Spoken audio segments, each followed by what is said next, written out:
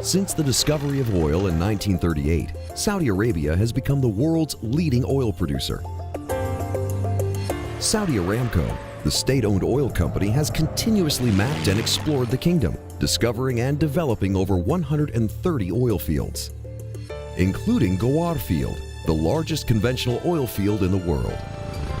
Today, Saudi Aramco supplies more crude oil to the global economy than any other oil producer. The company is also heavily investing in research and development to maximize oil recovery and improve efficiency. Developments in technology has allowed the Harad refinery to introduce remote operations in the southern area of the Ghawar field, allowing us to not only monitor operations, but help cut costs and increase recovery.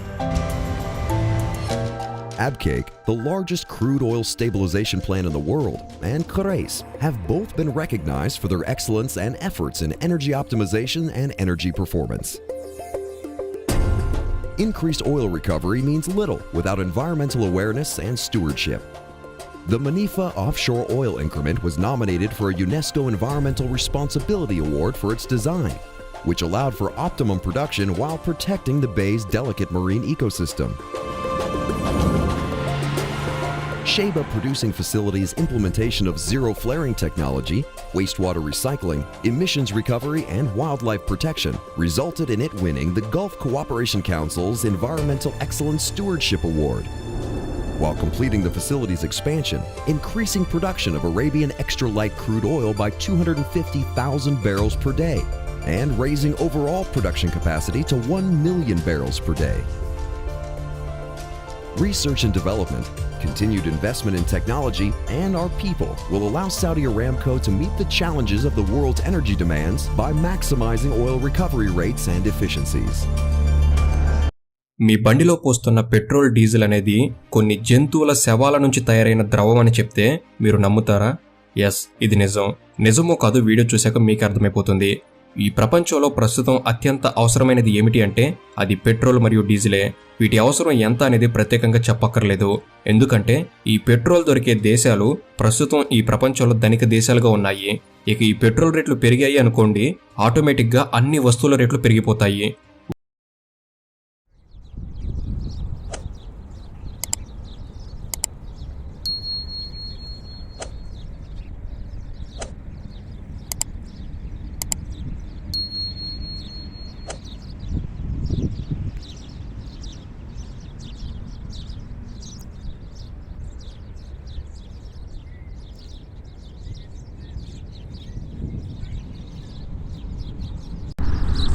ప్రేమ కలిగి సత్యం చెప్పుచు క్రీస్తు వలె ఉండుటకు మనం అన్ని విషయంలో ఎదుగుదాము. ప్రభునందు ప్రియమైన దేవుని బిడ్డలందరూ కూడా క్రీస్తు నామములో శుభములు వందనములు తెలియజేసుకుంటున్నాను. ప్రియమైన దేవుని వాళ్ళరా, చాలా కాలం తర్వాత మళ్ళీ యొక్క రంబల్ ప్రాంతంలోకి అంటే ఎడారి ప్రాంతంలోకి రావడం జరిగింది. విశ్వాసం తొలి రోజుల్లో ప్రార్థన చేసుకోవడానికి, సంఘంలో వాక్యం చెప్పడానికి, ఇంట్రడక్షన్ రూపంలో ఒక 10-15 నిమిషాలు చెప్పడానికి ప్రిపరేషన్గా సంఘంలో మరి విశ్వాసులకి సహోదరులకి చెప్పడానికి ముందు ఇలా ఎడారి ప్రాంతంలోనికి వచ్చి వాక్యం ప్రిపేర్ అయినటువంటి రోజులు మళ్ళీ గుర్తుకొస్తున్నాయి.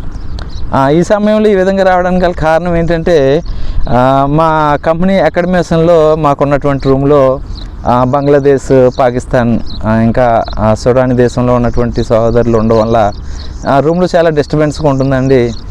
వాక్యం చెప్పడానికి చాలా అననుకూలమైనటువంటి పరిస్థితి కావడం వల్ల మరొకసారి ఈ యొక్క ఎడారి ప్రాంతంలోనికి వచ్చి ఈ విధంగా వాక్యం మీతో పంచుకోవడానికి దేవుడు కృపను చూపించాడు. అందుని బట్టి దేవాది దేవునికి వందనములు స్తుతులు చెల్లిస్తూ ఈరోజు మీతో ఒక మంచి అంశాన్ని పంచుకోవాలని చేసి ఆశ కలిగి ఉన్నాను. చిన్న ప్రార్థన చేసుకుని వాక్యంలోనికి వెళ్దాం. ప్రేమ కనికరం గల దేవ, మీ అపారమైనటువంటి ఉన్నతమైనటువంటి నామాన్ని బట్టి వందనములు, కృతజ్ఞత, స్తుతులు, స్తోత్రం చెల్లిస్తున్నాం తండ్రి. నాయనా, మీ అపారమైనటువంటి కృపకే వందనములు తండ్రి. మరొకసారి తండ్రి మా విశ్వాసపు తొలి రోజులు మాకు జ్ఞాపకం చేస్తున్నందుకు వందనములు తండ్రి. నాయన, మీలో ఇంకా ఎదగడానికి సహాయం దయచేయండి. మీ వాక్యం చెప్పవలసిందిగా తండ్రి సమయోచితమైనటువంటి ఆలోచన మాకు దయచేయండి. అదేవిధంగా నాయన మంచి స్వరాన్ని దయచేయండి. మీ పిల్లలు వినుచునుగా తండ్రికి వినగలిగే మనసు, గ్రహింపగల హృదయాన్ని దయచేయమని మీ ప్రియ కుమారుడు, మా ప్రియ రక్షకుడు, లోకరక్షకుడైనటువంటి యేసుక్రీస్తు వారి అతి పుణ్య శ్రేష్టమైన నామాన్ని బట్టి అడిగి వేడుకుంటున్నాం మా పరమ తండ్రి. ఆమేన్. ప్రభునందు ప్రియమైన దేవుని వాళ్ళారా, వాక్యము లోకంలో ఎంతోమంది గనులై ఉండగా వాక్యం అరణ్యంలో ఉన్నటువంటి బాప్తిస్మిచ్చి యోహాను వద్దకు వెళ్ళిందని చేసి వాక్యం సెలవిస్తుందండి. ఒకసారి ఆ మాట చూద్దాం. లూకా సువార్త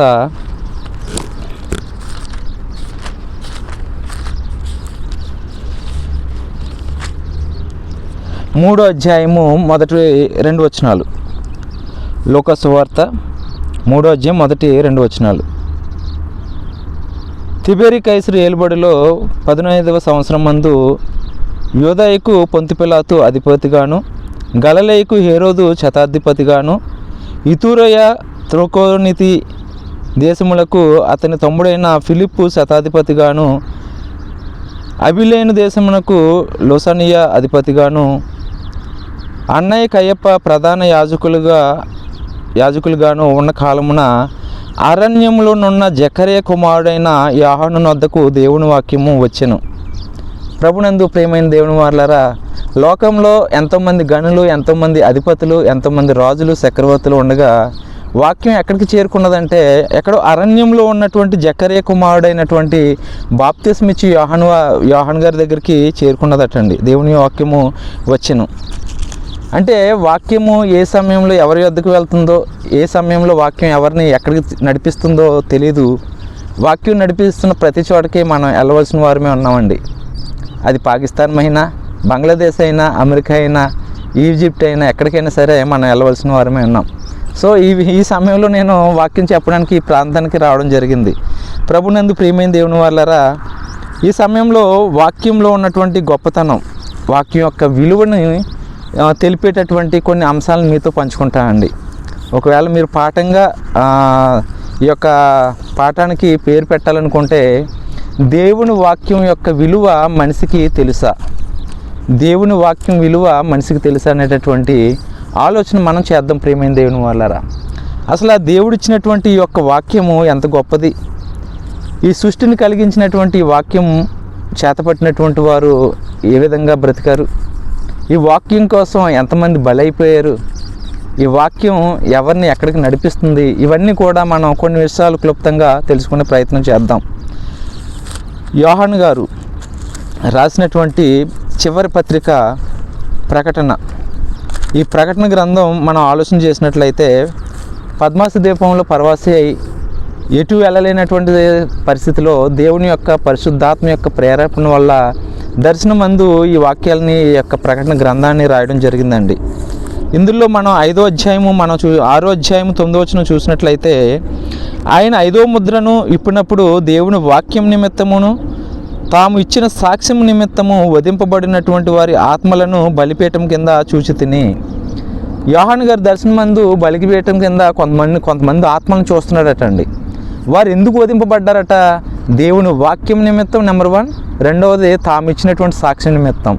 అంటే వారి బ్రతుకు, వారి సాక్ష్యం అంతా కూడా దేవుని కోసము ఒక హతసాక్షులుగా మిగిలిపోయారండి, హతులైపోయారు. ఎందు నిమిత్తం అంటే దేవుని వాక్యం నిమిత్తం అండి. ఇదిగోండి, ఈ రోజునాడు మన చేతిలో ఉన్నటువంటి బైబిల్ గ్రంథం మన చేతికి రావడానికి అనేక మంది భక్తులు వారు రక్త తర్పణగా వారి ప్రాణాలని ధారపోస్తే మన చేతిలోకి వచ్చింది ప్రియమైన దేవుని వాళ్ళారా. కానీ ఈ రోజు ఉన్నటువంటి క్రైస్తవ్యానికి, ఈ తరంలో ఉన్నటువంటి క్రైస్తవ్యానికి, యువతకి దీని యొక్క విలువ తెలియడం లేదండి. దేవుని రాసిచ్చినటువంటి ఈ మాటల యొక్క విలువ తెలియట్లేదు. ఈ మాటలు మన చేతికి రావడానికి ఎంత కష్టపడ్డాడో దేవుడు, తర్వాత భక్తులు ఎంత కష్టపడ్డారో ఈ రోజు ఉన్నటువంటి మానవాళికి తెలియడం లేదు ప్రియమైన దేవుని వాళ్ళరా. కాబట్టి దేవుని వాక్యం యొక్క విలువను తెలుసుకోవాలండి. దేవుని యొక్క వాక్యం యొక్క విలువను తెలుసుకుంటే దేవుడి కోసం మనం ఎంత గొప్పగా బ్రతకాలనేది దేవుడి వాక్యం మనకు నేర్పిస్తుంది ప్రియమైన దేవుని వాళ్ళరా. వారందరూ కూడా ఎందుకు మరణించారంటే దేవుని వాక్యం నిమిత్తం మరణించారట. ఇదిగోండి, ఈ రోజునాడు ఇదిగోండి నల్ల అట్టల్లో తెల్ల పేజీల మీద నల్ల అక్షరాలుగా మనకు కనిపిస్తున్నాయి, కానీ మనసు పెట్టి చదివితే ఇవన్నీ కూడా భక్తుల యొక్క రక్తంతో రాసినటువంటి రక్తాక్షరాలు ప్రియమైన దేవుని వాళ్ళరా.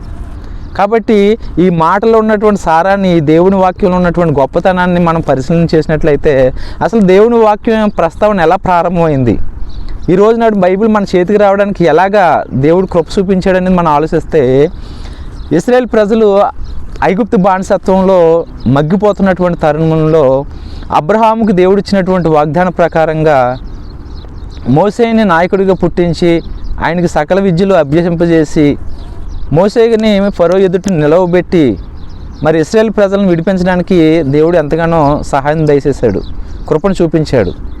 అలా ఫరో చక్రవర్తి తోటి మరి ఆ యొక్క మాటల సందర్భం జరిగిన తర్వాత, దేవుని యొక్క అద్భుతాలు జరిగించిన తర్వాత, ఇశ్రాయేల్ ప్రజలను విడిపించిన తర్వాత, దేవుడు వాగ్దానం చేసినటువంటి పాలు తేనెలు ప్రవహించి ఆ వాగ్దాన భూమి కనాను దేశానికి నడిపిస్తున్నటువంటి ఆ క్రమంలో దేవుడు ఏమనుకున్నాడంటే, నా పిల్లలు నూతన దేశంలోకి వెళ్ళిన తర్వాత, నూతన యెరూషలేములోకి వెళ్ళిన తర్వాత, వాగ్దాన భూమిలో అడుగుపెట్టిన తర్వాత వారు ఎలా బ్రతకాలి, ఎలా జీవించాలి, వారి పంటలు ఎలా పండించాలి, ఇండ్లు ఎలా కట్టుకోవాలి, పెండ్లు ఎలా చేసుకోవాలి, వారి మధ్య ఏదైనా తగాద వస్తే ఎలాగ ఆ యొక్క తగాదాన్ని, ఆ యొక్క సమస్యను పరిష్కరించుకోవాలి అనేటటువంటి ఆలోచన కలిగినటువంటి దేవుడు మోషే గారిని సీనాయి పర్వతం మీదకి పిలిపించాడండి.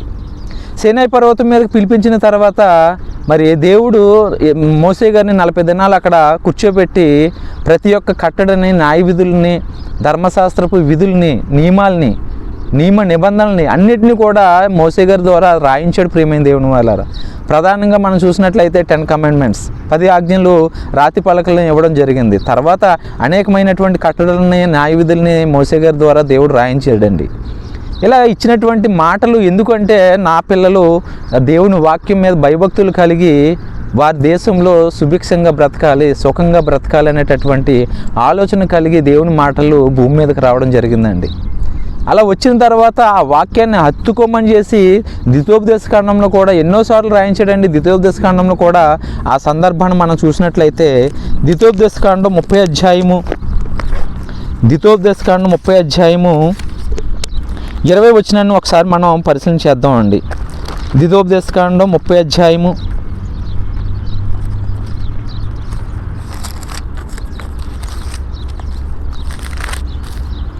20 వచనాన్ని మనం ఆలోచన చేసినట్లయితే, నీ పితరులైన అబ్రహాము, ఇస్సాకు, యాకోబులకు ఆయన ప్రమాణం చేసిన దేశంలో మీరు నివసించినట్లు యెహోవాయే నీ ప్రాణమునకు, నీ దీర్ఘాయుస్సునకు మూలమై ఉన్నాడు. కాబట్టి నీవును నీ సంతానము బ్రతుకుచు నీ ప్రాణమునకు మూలమైన యెహోవాను ప్రేమించి ఆయన వాక్యమును విని ఆయనను హత్తుకొనున్నట్లు జీవమును కోరుకునడి. ఆయన వాక్యమును హత్తుకోవాలట. నీ దేవుడైన యెహోవాను ప్రేమించి ఆయన వాక్యమును విని ఆయనను హత్తుకున్నట్లు జీవమును కోరుకునడి. మనం నిత్యము బ్రతకాలన్నా, నిత్య జీవంలోనికి ప్రవేశించాలన్నా, ఏమండి, దీర్ఘాయువుతో మన సంతానము బ్రతకాలన్నా దేవుని వాక్యాన్ని హత్తుకోవాలట. ప్రేమైన దేవుని వాళ్ళారా, హత్తుకోవాలటండి. ఏమండి, అలా ఉండాలని చేసే దేవుని వాక్యం గురించి ఎన్నో మార్లు మోషే గారి ద్వారా రాయించాడండి. ఇదే ద్వితీయోపదేశకాండం ప్రారంభంలో మనం చూసినట్లయితే 6వ అధ్యాయం 6వ వచనంలో మరి దేవుడు రాస్తున్నాడండి, నా పిల్లలకి దేవుని వాక్యం కూర్చున్నప్పుడు, నడిచినప్పుడు, త్రోవను వెళుతున్నప్పుడు ప్రతి సమయంలో కూడా నా మాటలు వారి హృదయంలో ఉండి ఆ వాక్యానుసారమైనటువంటి జీవితం కలిగి నడుచుకోవాలని చేసి దేవుడు రాయించాడండి. ద్వితీయోపదేశకాండం 6వ అధ్యాయం 6వ వచనం, నేడు నేను నీకు ఆజ్ఞాపించి ఈ మాటలు నీ హృదయంలో ఉండవలను. నీవు నీ కుమారులకు వాటిని అభ్యసింపజేసి నీ ఇంట కూర్చున్నప్పుడును, త్రోవను నడిచినప్పుడును, పండుకున్నప్పుడును, లేచినప్పుడును వాటిని గూర్చి మాట్లాడవలను. సూచనగా వాటిని నీ చేతి కట్టుకొనవలను. అవి నీ కన్నుల నడుమ బాసికము వలె ఉండవలను. నీ ఇంటి ద్వారబంధముల మీదను, నీ గౌనుల మీదను వాటిని రాయవలను. ఏమండి, మనం ఎక్కడికి వెళ్ళినా సరే దేవుని వాక్యం మనతో ఉండాలటండి, మన హృదయంలో ఉండాలట. కూర్చుండినప్పుడు, నడిచినప్పుడు, త్రోవలో పడుకునేటప్పుడు, త్రోవలో నడిచినప్పుడు, లేచినప్పుడు వాటిని గురించి మాట్లాడుకోవాలటండి. దేవుని వాక్యం గురించి మాట్లాడుకోవాలట. ఈ రోజునాడు యవనస్తులు ఒక 2-3 కలుసుకుంటే ఏం మాట్లాడుకుంటున్నారండి? ఏమండి, ఐపీఎల్ మ్యాచ్లో ఎవరైనా రన్స్ కొట్టారో మాట్లాడుకుంటున్నారు, లేదంటే రేపు వచ్చే వారంలో ఏ సినిమా రిలీజ్ అవుతుంది అన్నది మాట్లాడుకుంటున్నారండి. ఇంతే కదండి యవనస్తుల మధ్య, సంఘాల మధ్య ఉన్నటువంటి మాటలు ఏంటండి? ఏమండి, లేదంటే ఇదిగో నిన్న మొన్న జరిగినటువంటి పోలింగ్లో మరి ఎవరిని గెలుస్తారనేటటువంటి మాటలే, ఆ ముచ్చట్లే కానీ చివరికి ముసలమ్మ ముచ్చట్లుగా మారిపోయినాయి. కానీ మాటలు ఎవరి గురించి ఉండాలంటే దేవుని వాక్యం నిమిత్తం ఉండాలటండి. దేవుని వాక్యం గురించే మనం మాట్లాడుకోవాలట. ప్రియమైన దేవుని వాళ్ళారా, ఏమండి, ఇంత అద్భుతంగా రాయించి వచ్చినటువంటి ఈ మాటల యొక్క విలువ ఎవరికి తెలుస్తుందండి? ఎవరికి తెలుస్తుంది? వాక్యం యొక్క విలువ లేదు ప్రియమైన దేవుని వాళ్ళారా. అందుకే మేము సంఘంలో ఈ రోజు నాడు చాలామంది బైబిల్ ఇచ్చుకుని వెళ్ళడానికి నామోసి ఫీల్ అవుతున్నారండి. మొబైల్ ఒకటి పట్టుకుంటున్నారండి. బోధకుడు ఏదైనా వాక్యం చెప్తుంటే ఆ మొబైల్లో బైబిల్ యాప్ తీసుకుని చూసుకుంటున్నారు తప్ప కానీ చక్కగా ఒక నోట్స్ బుక్, ఒక బైబిల్ పట్టుకెళ్ళి ఆ అయ్యగారు చెప్తున్నటువంటి మాటలు వింటూ నోట్స్లో రాసుకుంటూ ఆ యొక్క బైబిల్లో అండర్లైన్ చేసుకునేటటువంటి విశ్వాసులు కరువైపోయారు ప్రియమైన దేవుని వాళ్ళారా. వాక్యం కొరకు వేగురుపడి పరిగెత్తుకుని వెళ్ళి వినేటటువంటి పరిస్థితి రోజునాడు లేకుండా పోయిందండి.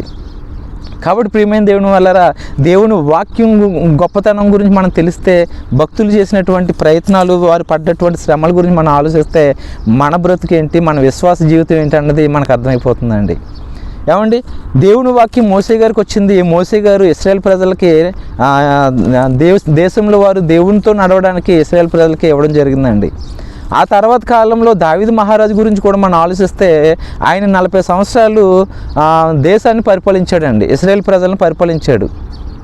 ఏమండి, ఇశ్రాయేల్ ప్రజలు 40 సంవత్సరాలు పరిపాలించాడండి. అందుకే ఆయన చరిత్రలో ఒక ఘనమైనటువంటి మహారాజుగా, చక్రవర్తిగా నిలిచిపోయాడండి. ఈ రోజు నాడు మరి ఇజ్రాయెల్ యొక్క ఫ్లాగ్ని మనం చూసినట్లయితే, జెండాని మనం చూసినట్లయితే ఆ ఫ్లాగ్ మధ్యలో ఒక స్టార్ కనిపిస్తుంటుందండి. ఆ స్టార్ సింబాలిక్ని ఎవరిని చూపిస్తుందంటే కింగ్ ఆఫ్ డేవిడ్ని చూపిస్తుందండి.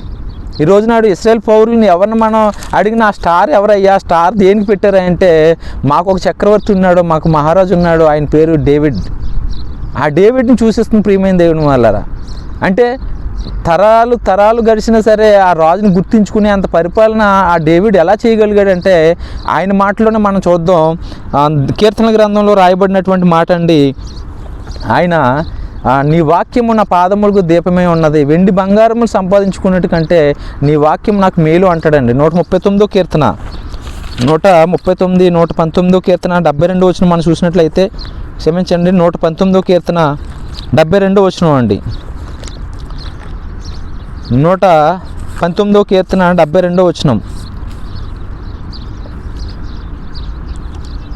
119వ కీర్తన 72 వచనాన్ని మనం చూసినట్లయితే,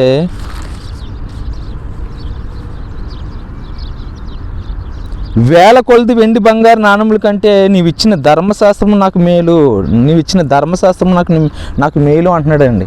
అంటే ఆయన పాదాలకు దీపంగా కూడా ఈ వాక్యమే నడిపించింది అన్నట్టుగా ఇదే 119వ కీర్తనలో మనం చదవచ్చండి. ఇంకను నీ పిల్లలు నీ వాక్యము పట్టుకుని నడవకపోయినందున నాకు ఏడుపు వస్తుంది, కన్నీరు వస్తుందని చేసే మాట కూడా ఇదే 139వ కీర్తనలో మనం ఆలోచన చేయొచ్చు ప్రియమైన దేవుని వాళ్ళారా. అదే 139వ కీర్తన 103వ అధ్యాయం 103వ వచనం చూసినట్లయితే, నీ వాక్యములు నా జివ్వకు ఎంతో మధురములు, అవి నా నోటికి తేనె కంటే తీపిగానున్నవి. నీ ఉపదేశం వలన నాకు వివేకం కలిగాను, తప్పు మార్గములన్నీ నాకు అసహ్యములాయను అంటున్నాడండి. అదే 105వ కీర్తన 105వ వచనం చూసినట్లయితే, నీ వాక్యం నా పాదములకు దీపము, నా త్రోవకు వెలుగే ఉన్నది, నీ న్యాయ విధులు నెరవేర్చవలనని నేను ప్రమాణం చేసి ఉన్నాను, నా మాట నెరవేర్చదను అంటున్నాడండి. అంటే ఆయన దేశంలో పరిపాలన చేసినంత వరకు కూడా ఏ న్యాయాన్ని బట్టి ఆయన పరిపాలన చేశాడంటే దేవుని యొక్క మాటలను బట్టి ఆయన పరిపాలన చేసినట్టుగా మనం చూడగలుగుతామండి. దేవుని వాక్యం విలువ తెలిసినటువంటి వాడుగా దివారాత్రములు బైబిల్ ధ్యానించాడు ప్రియమైన దేవుని వల్ల. దివారాత్రములు బైబిల్ని ధ్యానించాడండి.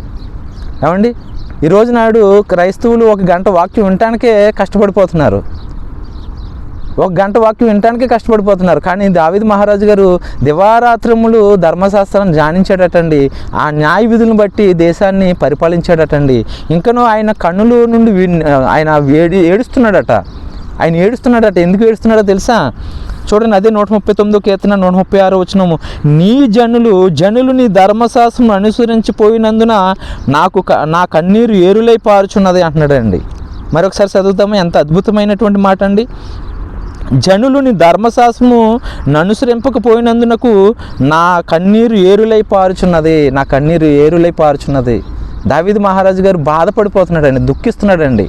ఎందుకు అంటే జనులు దేవుని వాక్యం పట్ల శ్రద్ధ కలిగి లేరటండి, దేవుని వాక్యాన్ని హత్తుకోవట్లేదటండి, దేవుని వాక్యాన్నే పక్కన పెట్టేశారటండి. అందుకని ఆయన కన్నీరు ఏరులై పారుతున్నదని చేసి బాధపడుతున్నాడు ప్రియమైన దేవుని వాళ్ళ, బాధపడుతున్నాడండి. అంత మాత్రమేనా, నెహెమియా గ్రంథంలో కూడా మనం చూసినట్లయితే భక్తుడైనటువంటి నెహెమియా గారు కూడా దేవుని యొక్క మాటలు ప్రజలకు వినిపించినప్పుడు వారు కూడా ఏడుస్తున్నారట. చూడండి, వారు కూడా ఏడుస్తున్నారట. నెహెమియా గ్రంథము 8వ అధ్యాయము 8వ వచనం మనం ఆలోచన చేద్దామండి. 8వ వచనం, నెహెమీయా గ్రంథం 8వ వచనము, ఇటువలనే వారు దేవుని గ్రంథమును స్పష్టముగా చదివి వినిపించి జనులు బాగుగా గ్రహించినట్లు దానికి అర్థము చెప్పిరి. జనులందరూ ధర్మశాస్త్ర గ్రంథపు మాటలు విని ఏడవ మొదలుపెట్టగా అధికారైన నెహెమీయు, యాజకుడగు శాస్త్రియగు యజ్రాను జనులకు బోధించుచు, లేవీలను మీరు దుఃఖపడవద్దు, ఏడవద్దు, ఈ దినము మీ దేవుడైన యెహోవాకు ప్రతిష్ఠిత దినమని జనులతో చెప్పిరి. దేవుని గ్రంథమును స్పష్టంగా చదివి వినిపించి జనులందరికీ బాగుగా అర్థం చెప్తున్నారటండి.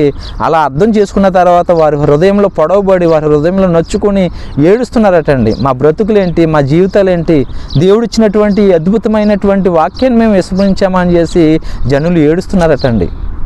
ఇక వాక్యం విలువ ఇంకెవరికి తెలుసా అండి? దక్షిణ దేశపు రాణి, శాబా దేశపు రాణి సొలొమోను గారి యొక్క మాటలు వినడానికి భూదిగాంతముల నుండి బయలుదేరి వచ్చిందట. ఎందుకు తెలుసా?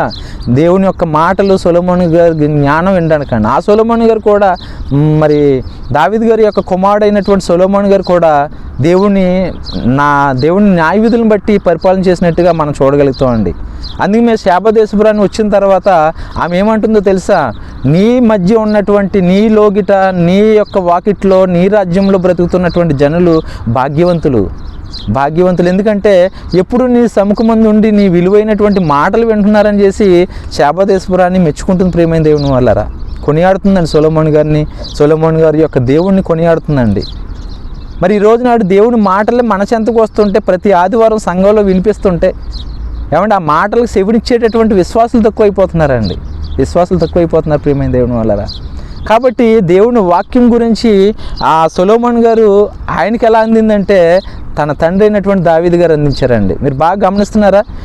దేవుని యొద్ద నుండి, పరలోకం నుండి దేవుని వాక్యం మోషే యొద్దకు వచ్చింది. మోషే గారు ఇశ్రాయేల్ ప్రజలకు ఇచ్చారు. ఇశ్రాయేల్ ప్రజలు యాజకులకి, శాస్త్రులకి, న్యాయాధిపతులకి రావడం జరిగింది. అక్కడి నుంచి రాజులు పరిపాలించడం జరిగింది. దావీదుకి దేవుని మాటలు అందిని ఆ దావీదు తన కుమారుడైనటువంటి సొలొమోను గారు కూడా దేవుని మాటలే ఇస్తున్నాడండి. ఏమండి, రాజ్యముని ఇచ్చాడండి, సింహాసనాన్ని ఇచ్చాడు, ఇంకా దేవుని మందిరాన్ని కట్టడానికి విస్తారమైనటువంటి విలువగల వస్తువులు ఇచ్చాడండి, స్థలాన్ని కొనిచ్చాడండి. అన్నిటితో పాటు దేవుని వాక్యాన్ని కూడా ఇస్తున్నాడండి. అన్నిటికన్నా ముఖ్యంగా దేవుని వాక్యాన్ని ఇస్తున్నాడండి. ఏమండి, మన తల్లిదండ్రులుగా మన పిల్లలకి ఆస్తులు సంపాదించకపోయినా పర్లేదు, కానీ దేవుని వాక్యాన్ని మాత్రం మనం వారికి ఇవ్వాలండి. దేవుని వాక్యంలో వారిని పెంచాలి ప్రియమైన దేవుని వాళ్ళరా. మన పిల్లలకి ఇచ్చేటటువంటి గొప్ప ఆస్తి ఏదైనా ఉన్నదంటే అది దేవుని వాక్యమేనండి, దేవుని వాక్యమే. అందుకనే మొదటి రాజుల గ్రంథం 2వ మొదటి 2-3 వచనాలు చూద్దామండి. దావీదు గారు తన కుమారుడైనటువంటి సొలొమోను గారికి ఏమిస్తున్నారో మనం చూద్దాం. దావీదు గారు తన కుమారుడైనటువంటి సొలొమోను గారికి ఏమిస్తున్నాడో మనం చూసినట్లయితే మొదటి రాజుల గ్రంథము 2వ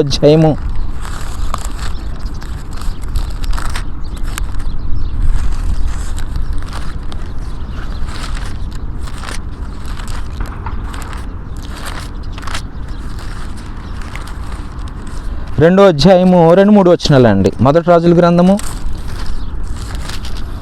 2వ మొదటి 2-3 వచనాలు. దావీదునకు మరణకాలం సమీపింపగా అతడు తన కుమారుడైన సొలొమోనుకు ఇలాగ ఆజ్ఞ ఇచ్చెను.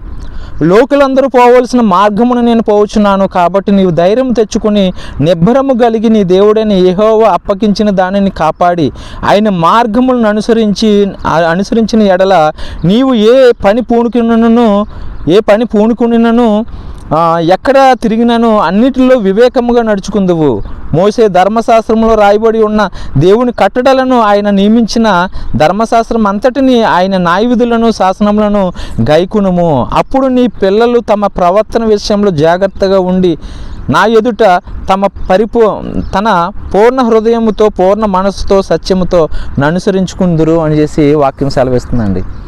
దావీదు గారు కూడా తన కుమారుడైనటువంటి సొలొమోను గారికి అన్ని ఆస్తులు ఇచ్చినా సరే అన్నిటికన్నా ముఖ్యంగా ఏమంటాడంటే మరణకాలం సమీపించినప్పుడు, మరణశయం మీద పడుకున్నప్పుడు దేవుని వాక్యం గురించి చెబుతూ మోసే రాసిచ్చినటువంటి ధర్మశాస్త్ర యొక్క కట్టడలు, న్యాయ విధులు అన్నిటినీ కూడా నువ్వు గైకొనాలి, వాటి చెప్పుడు నువ్వు పరిపాలన చేయాలి, నీ పిల్లలు కూడా వాటిని నువ్వు ఇవ్వాలి ఆస్తిగా అన్నట్టుగా ఇక్కడ మన వాక్యంలో చూడొచ్చు ప్రియమైన దేవుని వాళ్ళరా. కాబట్టి దేవుని వాక్యం ఎంత గొప్పగా ఉన్నదో మనం ఆలోచిస్తే అలా తరతరాలు కూడా దేవుని వాక్యం ఒక ఆస్తికి ఇవ్వబడుతుంది. చూడండి, ఒక ఆస్తికి ఇవ్వబడుతుంది. ఎందుకంటే దేవుని వాక్యం యొక్క విలువ తెలిసినటువంటి వారు వాక్యాన్ని పంచుతారండి, వాక్యాన్ని అందిస్తారు ప్రియమైన దేవుని వాళ్ళారా, వాక్యాన్ని అందిస్తారండి. ఇంకా మనం చూసినట్లయితే కొత్త నిబంధనకు వచ్చేసరికి యేసుక్రీస్తు వారు కూడా తన శిష్యులకి ఏమిస్తున్నాడండి? యోహాను సువార్త 17వ అధ్యాయము 14వ వచనం అండి. యోహాను సువార్త 17వ అధ్యాయం 14వ వచనం మనం బాగా పరిశీలన చేసినట్లయితే, వారికి నీ వాక్యం ఇచ్చి ఉన్నాను, నేను లోక సంబంధిని కానట్లు వారును లోక సంబంధులు కారు గనుక లోకం వారిని ద్వేషించును. వారికి నీ వాక్యం ఇచ్చి ఉన్నాను. యేసుక్రీస్తు వారు ఈ భూమి మీద 33.5 సంవత్సరాలు జీవించి చివరి 3.5 సంవత్సరాలు దేవుని సువార్తలో ఆయన పనిచేయడం జరిగింది. దేవుని వాక్యాన్ని ప్రపంచానికి అందివ్వడం జరిగింది. ఆ క్రమంలో చేపలు పట్టుకునేటటువంటి జాలర్లని పిలిచి వారిని గొప్ప బోధకులుగా చేసి ఏమండి ఆయన వెంబడి ఫాలోవర్స్గా ఉన్నటువంటి సమయంలో యేసుక్రీస్తు వారికి వాక్యం బోధించాడండి. ఆయన వెళ్ళిపోతున్నటువంటి సమయంలో కూడా వారికి వాక్యం ఇచ్చి ఉన్నాడండి. మీరు గమనించిన ఈ లోకంలో భూగర్భంలో సముద్ర గర్భంలో నిక్షిప్తమైనటువంటి విలువగల సంపదలు ఎన్నో ఉన్నవండి. ఆ ఉన్నవన్న సంగతి యేసుక్రీస్తు వారికి తెలియదా? ఖచ్చితంగా తెలుసండి.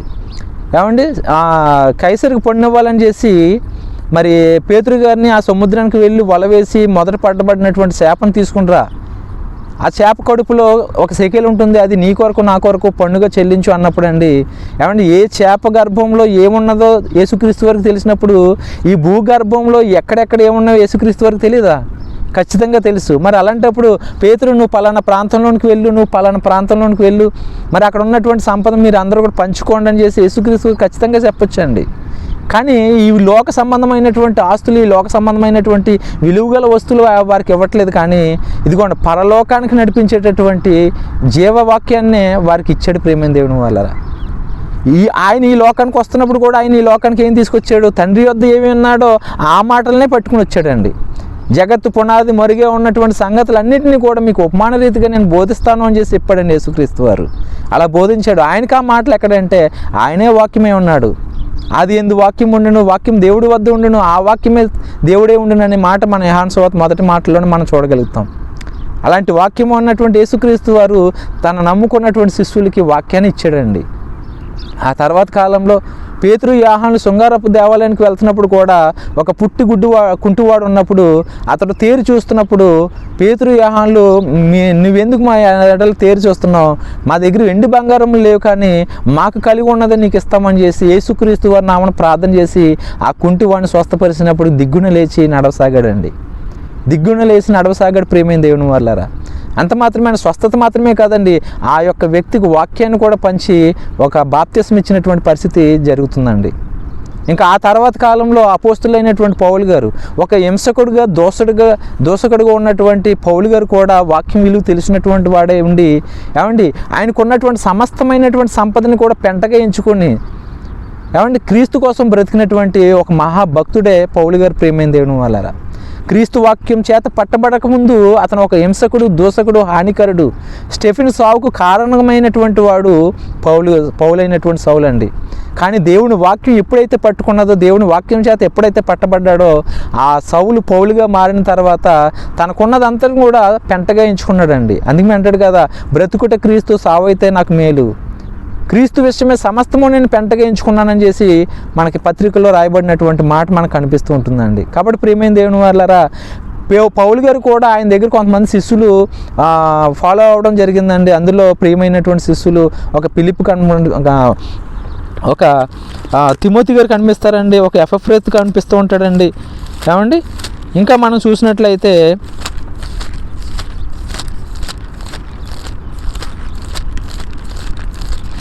ప్రియమైన దేవుని వాళ్ళారా,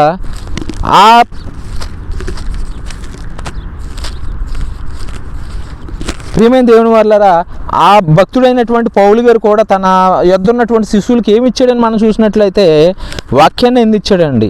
చూడండి అపోస్తుల కార్యాలు 20:32 వచ్చిన చూడండి. అపోస్తుల కార్యములు 20:32 వచనం. అపోస్తుల కార్యాలు 20:32 వచనం అండి.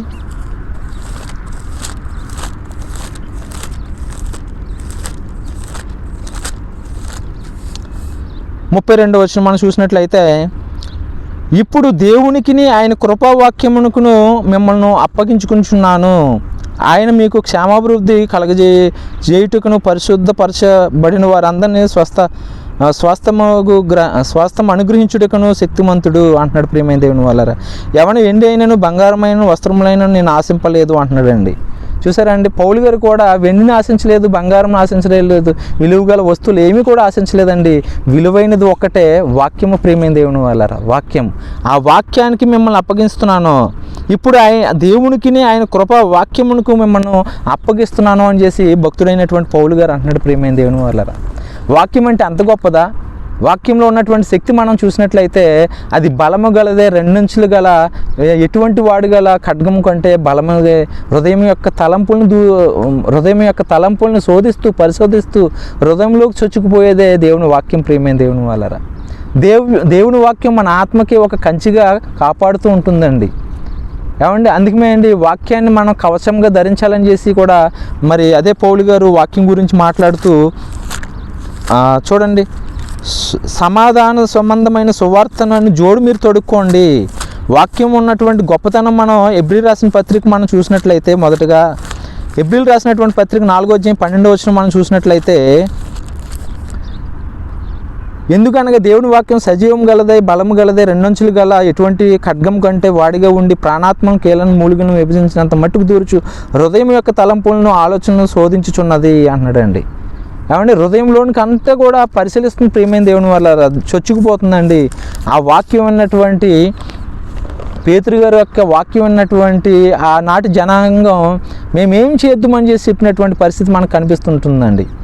ఏమండి, ఆ వాక్యం అంతలా హృదయంలోకి చొచ్చుకుపోతుంది కాబట్టి వారు మదన పడ్డారు, బాధపడ్డారండి. క్రీస్తు యేసు నామములో బాప్తిసం పొందడానికి కారణమైందండి. అపోస్తుల కార్యాలు 2వ అధ్యాయము 40వ వచనము, అపోస్తుల కార్యాలు 2వ అధ్యాయం 40వ వచనము మనం చూసినట్లయితే ఇకను అనేక విధములైన 37వ వచనం నుండి మనం చూద్దాం. అపోస్తుల కార్యాలు 2వ అధ్యాయం 37, వారి మాట విని హృదయంలో నొచ్చుకుని, అంటే హృదయంలో పొడవబడి, సహోదరులారా మేమేమి చేతుమని పేతురును కడపట అపోస్తులను అడగగా పేతురు క్రీస్తు నామములో బాప్తిసం ఇవ్వడం జరిగిందండి. వారు పశ్చాత్తాపడ్డారు. క్రీస్తుని మేమే కదా, మేము చంపేశాం కదా, ఆ వాక్యం యొక్క విలువ మాకు తెలియలేదు, ఆయన బ్రతుకున్నప్పుడు బోధించేటటువంటి మాటలు మాకు తెలియలేదు, మా చేతులారా ఆయన చంపేసుకున్నాం, మేము పాపులం అయిపోయామని చేసి హృదయంలో పొడవబడి ఆ మాటలు హృదయంలోనికి చొచ్చుకుపోయి, ఏమండి వారు బాధపడుతున్నటువంటి సమయంలో పేతురు గారు మీరును బాధపడద్దు, క్రీస్తు యేసు నామములో మీరు బాప్తిసం పొందండి, మీ పాపాలు క్షమింపబడతాయి, పరిశుద్ధాత్మ అనే వరాన్ని మీరు మీ పిల్లలు పొందుకోగలుగుతారని చేసి అక్కడ రాయబడి ఉన్నది ప్రియమైన దేవుని వల్ల. కాబట్టి దేవుని వాక్యము హృదయాల్ని శోధిస్తుంది, పరిశీలిస్తుంది, మన ఆత్మలకి కంచిగా ఉంటుందండి. ఆ వాక్యం వల్లనే పరిశుద్ధాత్మ మన హృదయంలోకి వచ్చి మన ఆత్మలకి ఒక వరంగా ఇవ్వబడింది ప్రియమైన దేవుని వల్ల. ఏమండి, వరంగా ఇవ్వబడిందండి.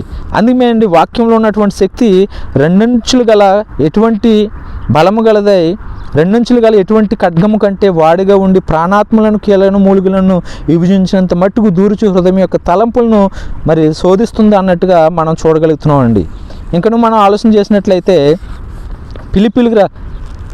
ఎపిసిల్కి రాసినటువంటి పత్రికలో మరి చూడండి, ఆ వాక్యం మనకు ఎలా ఉంటుందట, ఆ వాక్యం మనకు ఎలా ఉంటుందంటండి, ఏలనగా మీ నడుములకు సత్యమను దట్టి కట్టుకుని నీతి అయిన మైమరుగు తొడుక్కొని పాదములకు సమాధాన సువార్త వలనైన సిద్ధ మనసును జోడు తొడుక్కొని నిలవబడండి. ఏమండి, సిద్ధ మనసుని జోడు తొడుక్కోండి. 17వ వచనం, మరియు రక్షణను శిరస్త్రవమును దేవుని వాక్యమును ఆత్మ ఖడ్గమును ధరించుకునుడి అంటున్నాడండి. దేవుని వాక్యం ఒక ఆత్మ ఖడ్గంగా మన ఆత్మని రక్షించడానికి సిద్ధపాటుగా ఉంటుంది ప్రియమైన దేవుని వల్ల. రక్షణని శిరస్త్రమును ధరించుకోవాలట, దేవుని వాక్యమును ఆత్మ ఖడ్గమును మనం ధరించుకోవాలటండి. ఎపిసిల్ రాసిన పత్రిక 6వ అధ్యాయము 17వ వచనంలో ఈ మాట రాయబడి ఉన్నదండి. కాబట్టి ప్రియమైన దేవుని వాళ్ళారా, దేవుని మాటకున్నటువంటి శక్తిని మనం ఆలోచిస్తే ఇదిగోండి ప్రతి ఒక్క విషయంలో కూడా దేవుని వాక్యమే భక్తులు ప్రపంచానికి అందివ్వడం జరిగిందండి. యేసుక్రీస్తు వారి తర్వాత ఆ వాక్యం పట్టుకున్నటువంటి శిష్యులు ప్రపంచానికి వాక్యం అందించారండి. అపోస్తులైనటువంటి పౌలు గారు వాక్యం యొక్క విలువ తెలిసినటువంటి వాడే ఆ వాక్యాన్ని ప్రపంచానికి అందించాడండి. ప్రియమైన దేవుని వాళ్ళారా, మరి అలాంటి వాక్యం మన చేతికి వచ్చినప్పుడు మనం దేవుని కోసం బ్రతకగలుగుతున్నామా? 10 మందికి ఈ వాక్యాన్ని మనం పంచివ్వగలుగుతున్నామా? ఒకసారి ఆలోచించండి ప్రియమైన దేవుని వాళ్ళారా, ఒకసారి ఆలోచించండి. ఇంకా మనం ఆలోచన చేసినట్లయితే ఆ వాక్యం మన హృదయంలో సమృద్ధిగా నిలవడం చేసి కొలసీలకు రాసినటువంటి పత్రిక 2వ అధ్యాయం 3వ వచనంలో మనకి ఈ విధంగా రాయబడి ఉన్నదండి. 13వ వచనంలో కొలసీలకు రాసినటువంటి పత్రిక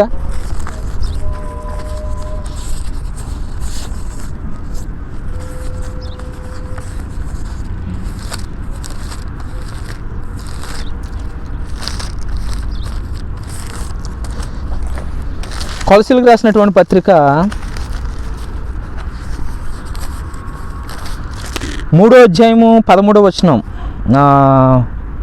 13వ వచనం మనం చూసినట్లయితే ప్రియమైన దేవుని వల్ల 16వ వచనం నుండి 16వ వచనం అండి.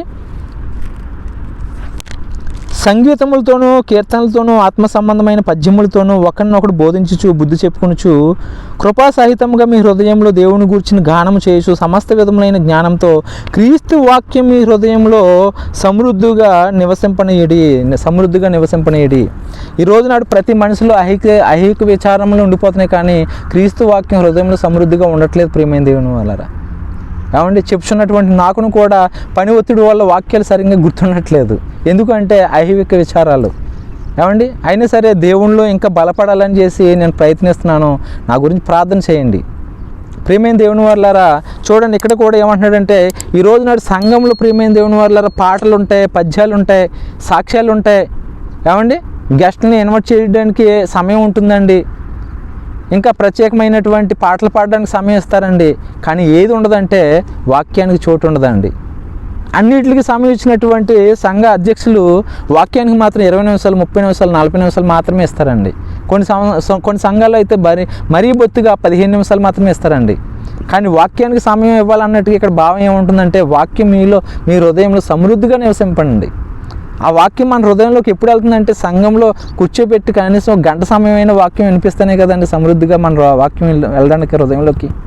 కానీ ఈరోజు నాడు సమాజంలో ఉన్నటువంటి సంఘాలు దేవుని వాక్యానికి సమయం అవ్వట్లేదండి, అన్నింటికి సమయం వస్తుంది. కానీ ఇక్కడ ఏమంటున్నాడండి కొలసీ పత్రికలో 3:16లోని సమస్తము సంగీతములతోనూ ఒకనొకడు బుద్ధి చెప్పుకుని కీర్తనలతోనూ ఆత్మ సంబంధమైన పద్యములతోనూ ఒకనొకడు బుద్ధి చెప్పుకొనుచు కృపా సహితంగా మీ హృదయంలో దేవుని గూర్చిన గానం చేస్తూ సమస్త విధమైనటువంటి జ్ఞానంతో దేవుని గూర్చినటువంటి వాక్యం క్రీస్తు వాక్యం మీలో సమృద్ధిగా నివసింపనీయుడు అని చేసి సమాధానం చెప్తున్నాడండి. కాబట్టి ప్రియమైన దేవుని వాళ్ళారా, వాక్యానికి మనం విలువనిద్దాం, వాక్యం యొక్క గొప్పతనాన్ని మనం తెలుసుకుందాం. ప్రియమైన దేవుని వాళ్ళారా, వాక్యం యొక్క గొప్పతనాన్ని మనం తెలుసుకుందామండి. ఇంకా వాక్యం విలువ ఇంకెవరికి తెలుసని మనం ఆలోచిస్తే అపవాదికి కూడా తెలుసండి. వాక్యం యొక్క విలువ, వాక్యం యొక్క గొప్పతనం, వాక్యం యొక్క శక్తి అపవాదికి తెలుసు కాబట్టే వాడు దుష్టుడై ఎత్తబడినటువంటి వాక్యాన్ని వెతికిపోతాడండి. మత్తయి సువార్త చూడండి 13వ అధ్యాయం అనుకుంటున్నాను. విత్తువాని ఉపమానములు గూర్చినటువంటి ఆ భావం చెప్పుతూ యేసుక్రీస్తు వారు పలికినటువంటి ఒక అద్భుతమైనటువంటి మాట ప్రియమైన దేవుని వల్ల ఆలోచిస్తే 13వ అధ్యాయము 18-19 వచనాలండి. మత్తయి సువార్త 13వ అధ్యాయము 18-19 వచనాలు. విత్తువాని గూర్చిన ఉపమాన భావం వినుడి, ఎవడైనా రాజ్యమును గూర్చి వాక్యం వినియు గ్రహింపగా ఉండగా దుష్టుడు వచ్చి వాని హృదయంలో ఎత్తబడినటువంటి వాక్యం ఎత్తుకుని పోను. ఏమండి, దేవుని యొక్క వాక్యం యొక్క విలువ కూడా అపవాదికి తెలుస్తుందండి. కానీ ఈరోజు దేవుని బిడ్డలమైనటువంటి మన క్రైస్తవ బిడ్డలకు తెలియట్లేదండి. ఏమండి, వాక్యం యొక్క విలువ అపవాదికి తెలుస్తుందండి. ఏమండి, లోకంలో ఉన్నటువంటి మనుషులకు తెలుస్తుందండి. ఎలాగన్నది మీకు చెప్తా అండి. మహాత్మా గాంధీ కుడి చెంప మీద కొట్టువానికి ఎడం చెంప కూడా త్రిప్పండి అని చేసి చెప్పాడండి. ఆ మాట వినే బ్రిటిష్ వాడు తోకముడిసి వెనక్కి వెళ్ళిపోయాడు. ఏమండి, ఒక విధంగా మనం ఆలోచన చేస్తే భారతదేశానికి స్వతంత్రం రావడానికి ఈ మాట కారణం అనుకుంటున్నానండి. ఏమండి, మహాత్మా గాంధీ లండన్లో లా చదువుకున్నటువంటి బ్రారట్లో లా చదువుకున్నటువంటి సమయంలో అతను ఆత్మకథలోనే రాయించుకొచ్చాడండి. ఆయన యేసుక్రీస్తు వారి కొండ మీద ప్రసంగాలు ఆయనకు చాలా ఇన్స్పిరేషన్ అంటండి. అలా ఇన్స్పిరేషన్ అయినటువంటి మాటలు 5వ అధ్యాయంలో యేసుక్రీస్తు వారు మాట్లాడుతూ ఉంటారు కదా, కంటికి కన్ను పంటికి పన్ను మరి తీసేయను అన్న మాట మీరు విన్నారు కదా. నేను చెప్పింది ఏంటంటే నీ కుడి చెంప మీద కొట్టు వానికి ఎడం చెంప కూడా త్రిప్పి చూపించింది. ఈ మాట ఆయన్ని ప్రేరేపించడం చేసిందండి. ఆ మహాత్మా గాంధీ ఆయన బ్రతుకుతున్నటువంటి ఆ యొక్క మరి స్వతంత్ర ఆ యొక్క ఉద్యమంలో ఆ మాటను పలకడం జరిగింది ప్రియమైన దేవుని వాళ్ళరా. ఇంకా మదర్ తెరీసా గారికి కూడా మత్తయి సువార్త చాలా ఇన్స్పిరేషన్ అండి. యేసుక్రీస్తు వారి బోధలు చాలా ఇన్స్పిరేషన్ ప్రియమైన దేవుని వాళ్ళరా. ఇలా బైబిల్ వాక్యాలను విలువ కలిగినటువంటి వారుగా సమాజంలో చాలామంది ఉన్నారండి. ఏమండి, చాలామంది ఉన్నారు ప్రియమైన దేవుని వాళ్ళారా. కాబట్టి ఈ రోజు నాడు మనిషికి విలువ ఎలా వస్తుందంటే దేవుని మాటను బట్టే అండి. ఒక సినీ కవి అన్నాడు కదా, ఒక సినీ కవి ఏమన్నాడంటే, డబ్బు ఉంటే సుబ్బుగాడినే సుబ్బారావు గారు అని చేసి పిలుస్తారట. నిజమండి. ఈ రోజున డబ్బు ప్రతి ఒక్కరి దగ్గర ఉంటున్నదండి. అది నీతిగా సంపాదించారా అవినీతిగా సంపాదించారా అన్నది పక్కన పెట్టేస్తే అందరి దగ్గర ఉన్నది. మరి అందరి దగ్గర ఉన్నదని చేసి అందరికీ గౌరవం వస్తుందంటే వారి యొక్క వెనకాల ఉన్నటువంటి భయం వల్ల వస్తుందేమో, కానీ హృదయపూర్వకంగా నమస్కారం పెట్టింది ఎవరికంటే ఒక్క చదువుకున్నవాడికి మాత్రమే అండి. ఏమండి, మన భారతదేశంలో అంబేద్కర్ అండి, బిఆర్ అంబేద్కర్ గారు, ఆయన మరి తక్కువ కులంలో పుట్టిన ఆయన కుల వివక్ష ఎన్నో ఎదుర్కొన్న ఆయన కష్టపడి చదువుకున్నాడండి.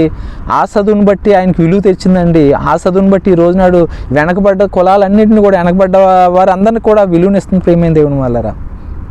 ఏమండి, అందుకే ఒక ఐఏఎస్ ఆఫీసర్ వస్తే లేచి నిలబడతారండి, ఒక డాక్టర్ గారు వస్తే వందనాలు చెప్తారండి, ఒక లాయర్ వస్తే సలాం చేస్తారు ప్రియమైన దేవుని వాళ్ళరు. ఎందుకంటే వారి వెనకాల ఉన్నటువంటి చదువుని బట్టి వారికి గౌరవం పెరిగిందండి, గౌరవం పెరిగింది, విలువ పెరిగిందండి. ఏమండి, చదువుని బట్టి ప్రియమైన దేవుని వాళ్ళరు. ఆ చదువులకి, ఆ విద్యలకి, ఆ చదువులకి అన్నింటికి మూలం ఎవరంటే బైబిల్లో ఉన్నటువంటి దేవుని మాటలు ప్రియమైన దేవుని వాళ్ళరా. దేవుని మాటలండి. ఆ మాటలను పట్టుకుంటే ప్రపంచాన్ని ఏలేటటువంటి చక్రవర్తులు అయిపోవచ్చండి. ఏమండి, ఇక్కడ మీకు ఒక ఉదాహరణ చెప్తా అండి. అది చెప్పడానికి ముందు మరొక సందర్భాన్ని మనం ఆలోచన చేద్దాం. అపవాది కూడా దేవుని వాక్యం విలువ తెలుసని చేసి చెప్పాను కదండి. దుష్టుడు మన సంఘాల్లో విత్తబడినటువంటి వాక్యం మన హృదయంలో దాచుకోకపోతే దుష్టుడు వచ్చి ఎత్తుకుపోతాడనే సందర్భం మనం విన్నాం. కాబట్టి వాక్యం అపార్థం చేసుకునే దశ కూడా మనం వెళ్ళిపోతామండి, వాక్యాన్ని మనం పట్టుకోకపోతే. ఏమండి, వాక్యమై ఉన్నటువంటి యేసుక్రీస్తు వారిని బుట్టలో పడేయడానికి సాతానుగాడు మోసపూరితమైనటువంటి మాటలు పలకడం మనం చూసినట్లయితే మార్కు సువార్త 4:4 ఈ మాట మనం బాగా పరిశీలించాలండి. మార్కు సువార్త 4:4 అపవాది యేసుక్రీస్తు వారి వద్దకు వచ్చి ఏమంటుందంటే, దానికంట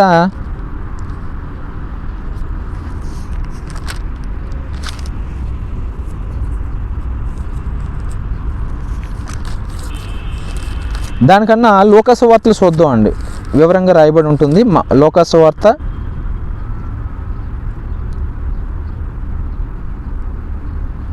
4:9 మనం చూసినట్లయితే, 9వ వచనం నుండి మనం చూసినట్లయితే, పిమ్మట ఆయనను యెరూషలేమునకు తీసుకుని పోయి దేవాలయం శిఖరమున ఆయనను నిలవబెట్టి, నీవు దేవుని కుమారుడు అయితే ఇక్కడ నుండి కిందకు దూకుము, నిన్ను కాపాడుటకు నిన్ను గూర్చిన తన దూతలను ఆజ్ఞాపించును, నీ పాదం ఎప్పుడైనా రాతికి తగలకుండా వారు నిన్ను చేతులతో ఎత్తుకుందురు అని రాయబడి ఉన్నదని ఆయనతో చెప్పాను.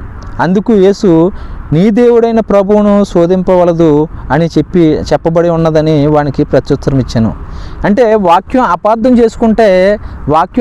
చేసుకునే దశకి అపవాదం తీసుకెళ్ళిపోతుంటుందండి. మోసపరిచేటటువంటి వారు ఉంటారు. వాక్యం విలువ తెలియకపోతే వాక్యం మనం అపార్థం చేసుకునే దశకు వెళ్ళిపోతామని చేసి ఈ యొక్క ఎగ్జాంపుల్ మనం ఆలోచన చేసినట్లయితే, ఇక్కడ యేసుక్రీస్తు వారికి రాయబడి ఉన్నటువంటి సంగతి చెప్తున్నదండి. ఏంటి ఆ రాయబడి ఉన్నటువంటి సంగతి? నిన్ను కాపాడుటకు నిన్ను గూర్చి తన దూతలకు ఆజ్ఞాపించును, నీ పాదం ఎప్పుడైనా రాతికి తగలకుండా వారు నిన్ను చేతులతో ఎత్తుకుందురు కదా అని చేసి దేవాలయపు శిఖరం మీదకి తీసుకువెళ్ళి అక్కడి నుంచి ఏమండి, దేవాలయం శిఖరం ఆయన నిలవబెట్టి దేవుని కుమారుడు అయితే ఇక్కడ నుండి కిందకు దూకుమని చేసి చెప్తుందండి. ఎక్కడికండి? మీరు బాగా ఆలోచించాలి. ఎక్కడికి తీసుకువెళ్ళింది? దేవాలయపు శిఖరం మీదకి తీసుకువెళ్ళి అక్కడి నుంచి కిందకు దూకే, నీ పాదాలకి రాతి తగలకుండా దేవుడు నిన్ను కాపాడుతాడు కదా, తన దూతలను పంపిస్తాడు కదా అని చేసి వాక్యం వక్రీకరించి చెప్పిందండి. వాక్యం విలువ తెలుసుకోకపోతే ఇలాగే మోసపోతారు ప్రియమైన దేవుని వాళ్ళరా. వాస్తవానికి దేవాలయపు శిఖరం మీదకి ఎక్కి దూకితే దేవుడు కాపాడుతా అన్నాడా? ఆయన పనిలో, సువార్త పనిలో వెళ్తున్నప్పుడు నీ పాదాలకి రాతి తగలకుండా ఉంటుందని చేసి రాయించాడా? అసలు రాయబడి ఉన్నటువంటి మాట ఏంటండి? కీర్తనల గ్రంథం 90 మనం చూసినట్లయితే, రాయబడి ఉన్నటువంటి మాటను మనం పరిశీలించినట్లయితే, ఏమంటే రాయబడి ఉన్నది ఒకటి, అపవాది యేసుక్రీస్తు వారికి చెప్పుతున్నది మరొకటి అండి. 91:11 అండి. కీర్తనల గ్రంథం 91:11. కీర్తన గ్రంథం 91:11 నీ మార్గములన్నిటిలో నిన్ను కాపాడుటకు ఆయన నిన్ను గూర్చి తన దూతలకు ఆజ్ఞాపించును, నీ పాదములకు రాయి తగలకుండా వారు నిన్ను తన చేతుల మీద ఎత్తుపట్టుకుందురు. ఏమండి, ఎక్కడ నుండి కాపాడతాడని దేవుడు రాయించాడు?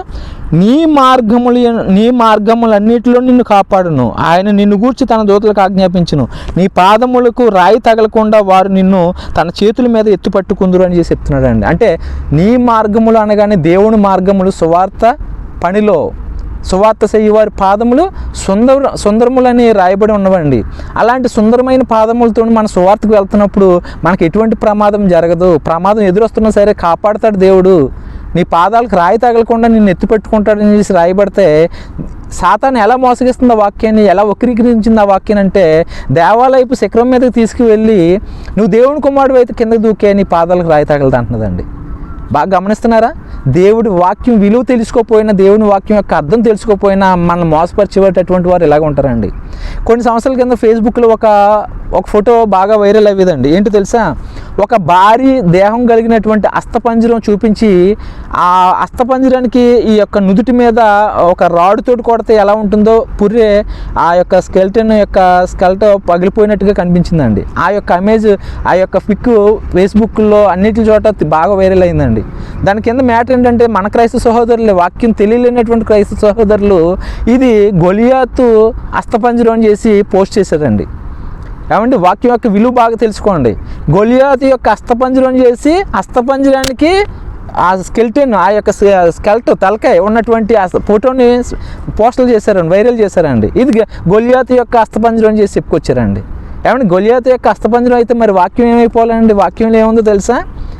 దావీదు గారు గొలియాతుని పడగొట్టిన తర్వాత, తన ఒడిసెలతోటి రాయితోటి కొట్టిన తర్వాత, నేల పడిపోయిన తర్వాత ఆ యొక్క గొలియాతు యొక్క వరలో ఉన్నటువంటి కత్తిని తీసి తల తెగనరికి సౌలు వద్దకు తీసుకువెళ్తాడండి.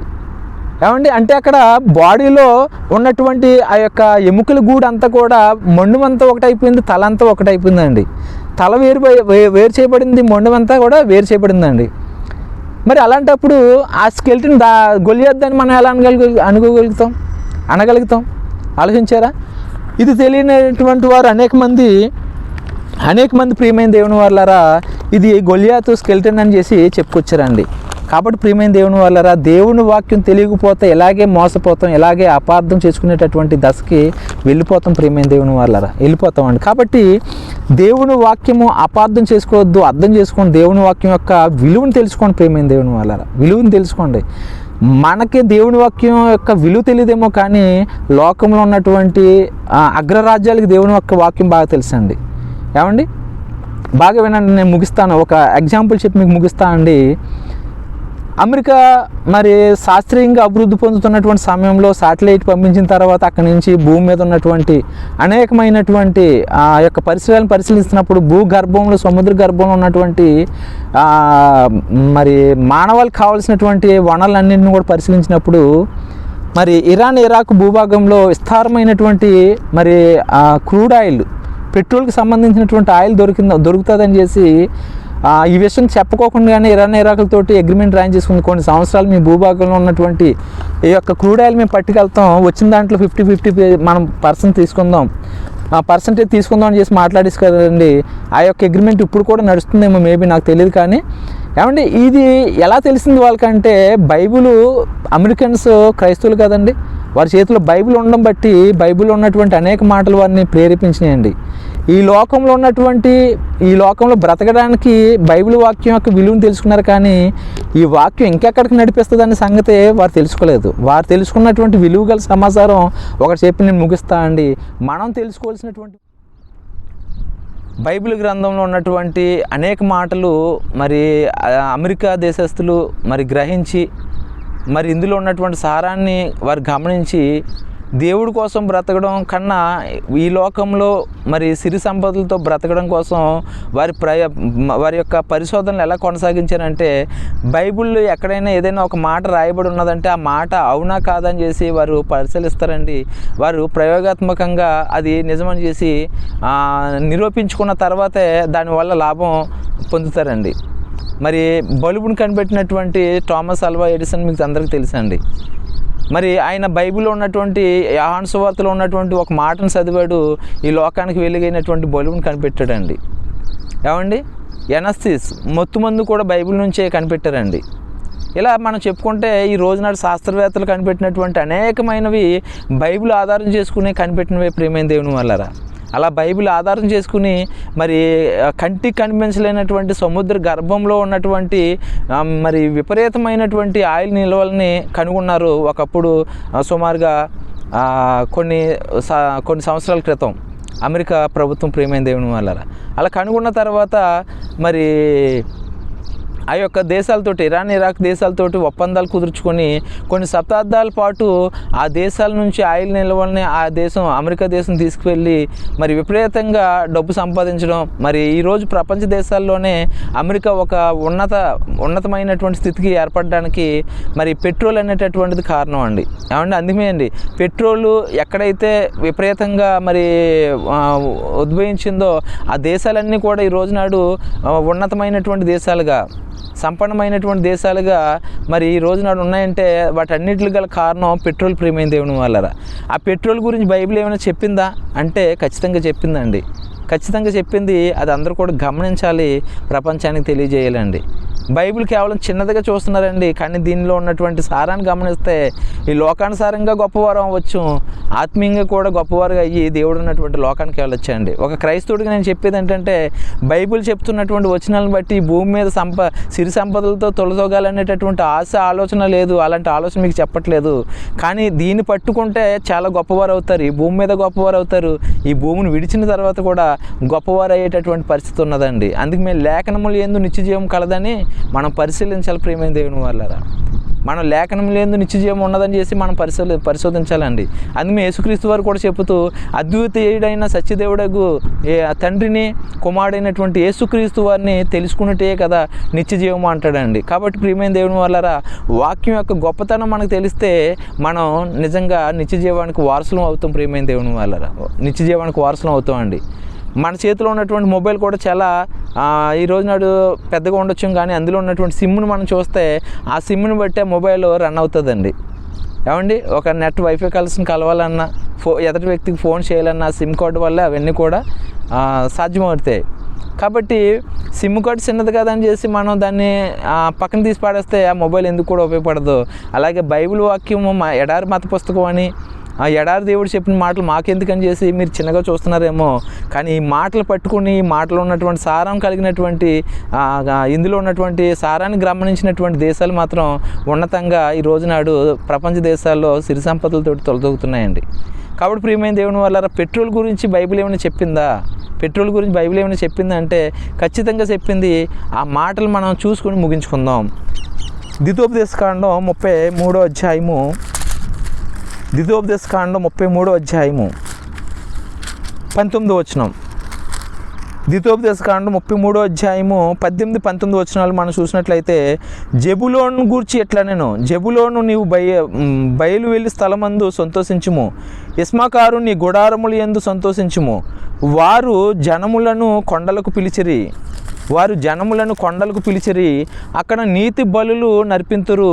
వారు సముద్రముల సమృద్ధిని, ఇసుకలో దాచబడిన రహస్య ద్రవ్యములను పీల్చుదురు. ఏమండి, ఈ మాట ఎంత గొప్పగా చూడండి.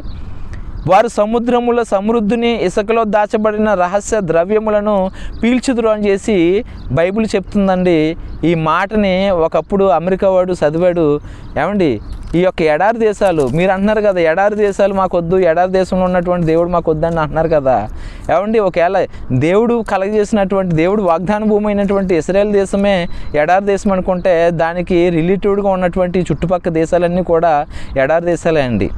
ఇవన్నీ కూడా అబ్రహాం గర్భాన మరి దేవుడు వాగ్దాన పుత్రుడు ఇసాకాక మరి మరొక కుమారుడు ఇస్మాయిల్ పుట్టిన తర్వాత ఆ ఇస్మాయిల్కి దేవుడు వాగ్దానం చేసినటువంటి, నీ నుండి 14 రాజులు ఉద్భవిస్తారు, ఆ రాజ్యాలను నేను ఆశీర్వదిస్తాను, నిన్ను ఆశీర్వదిస్తాను, గొప్ప జనాంగంగా నేను చేస్తాననేటటువంటి దేవుడి మాట ప్రకారంగా ఇజ్రాయెల్ దేశాన్ని ఆనుకుని ఉన్నటువంటి ఈ Muscat, Dubai, Bahrain, Abu Dhabi, Saudi Arabia, Iran, Iraq, Palestine, Syria ఈ దేశాలన్నింటిలో కూడా ఆయిల్ నిధి నిక్షేపాలు సముద్ర గర్భాల్లో ఉన్నాయి ప్రియమైన దేవుని వాళ్ళారా.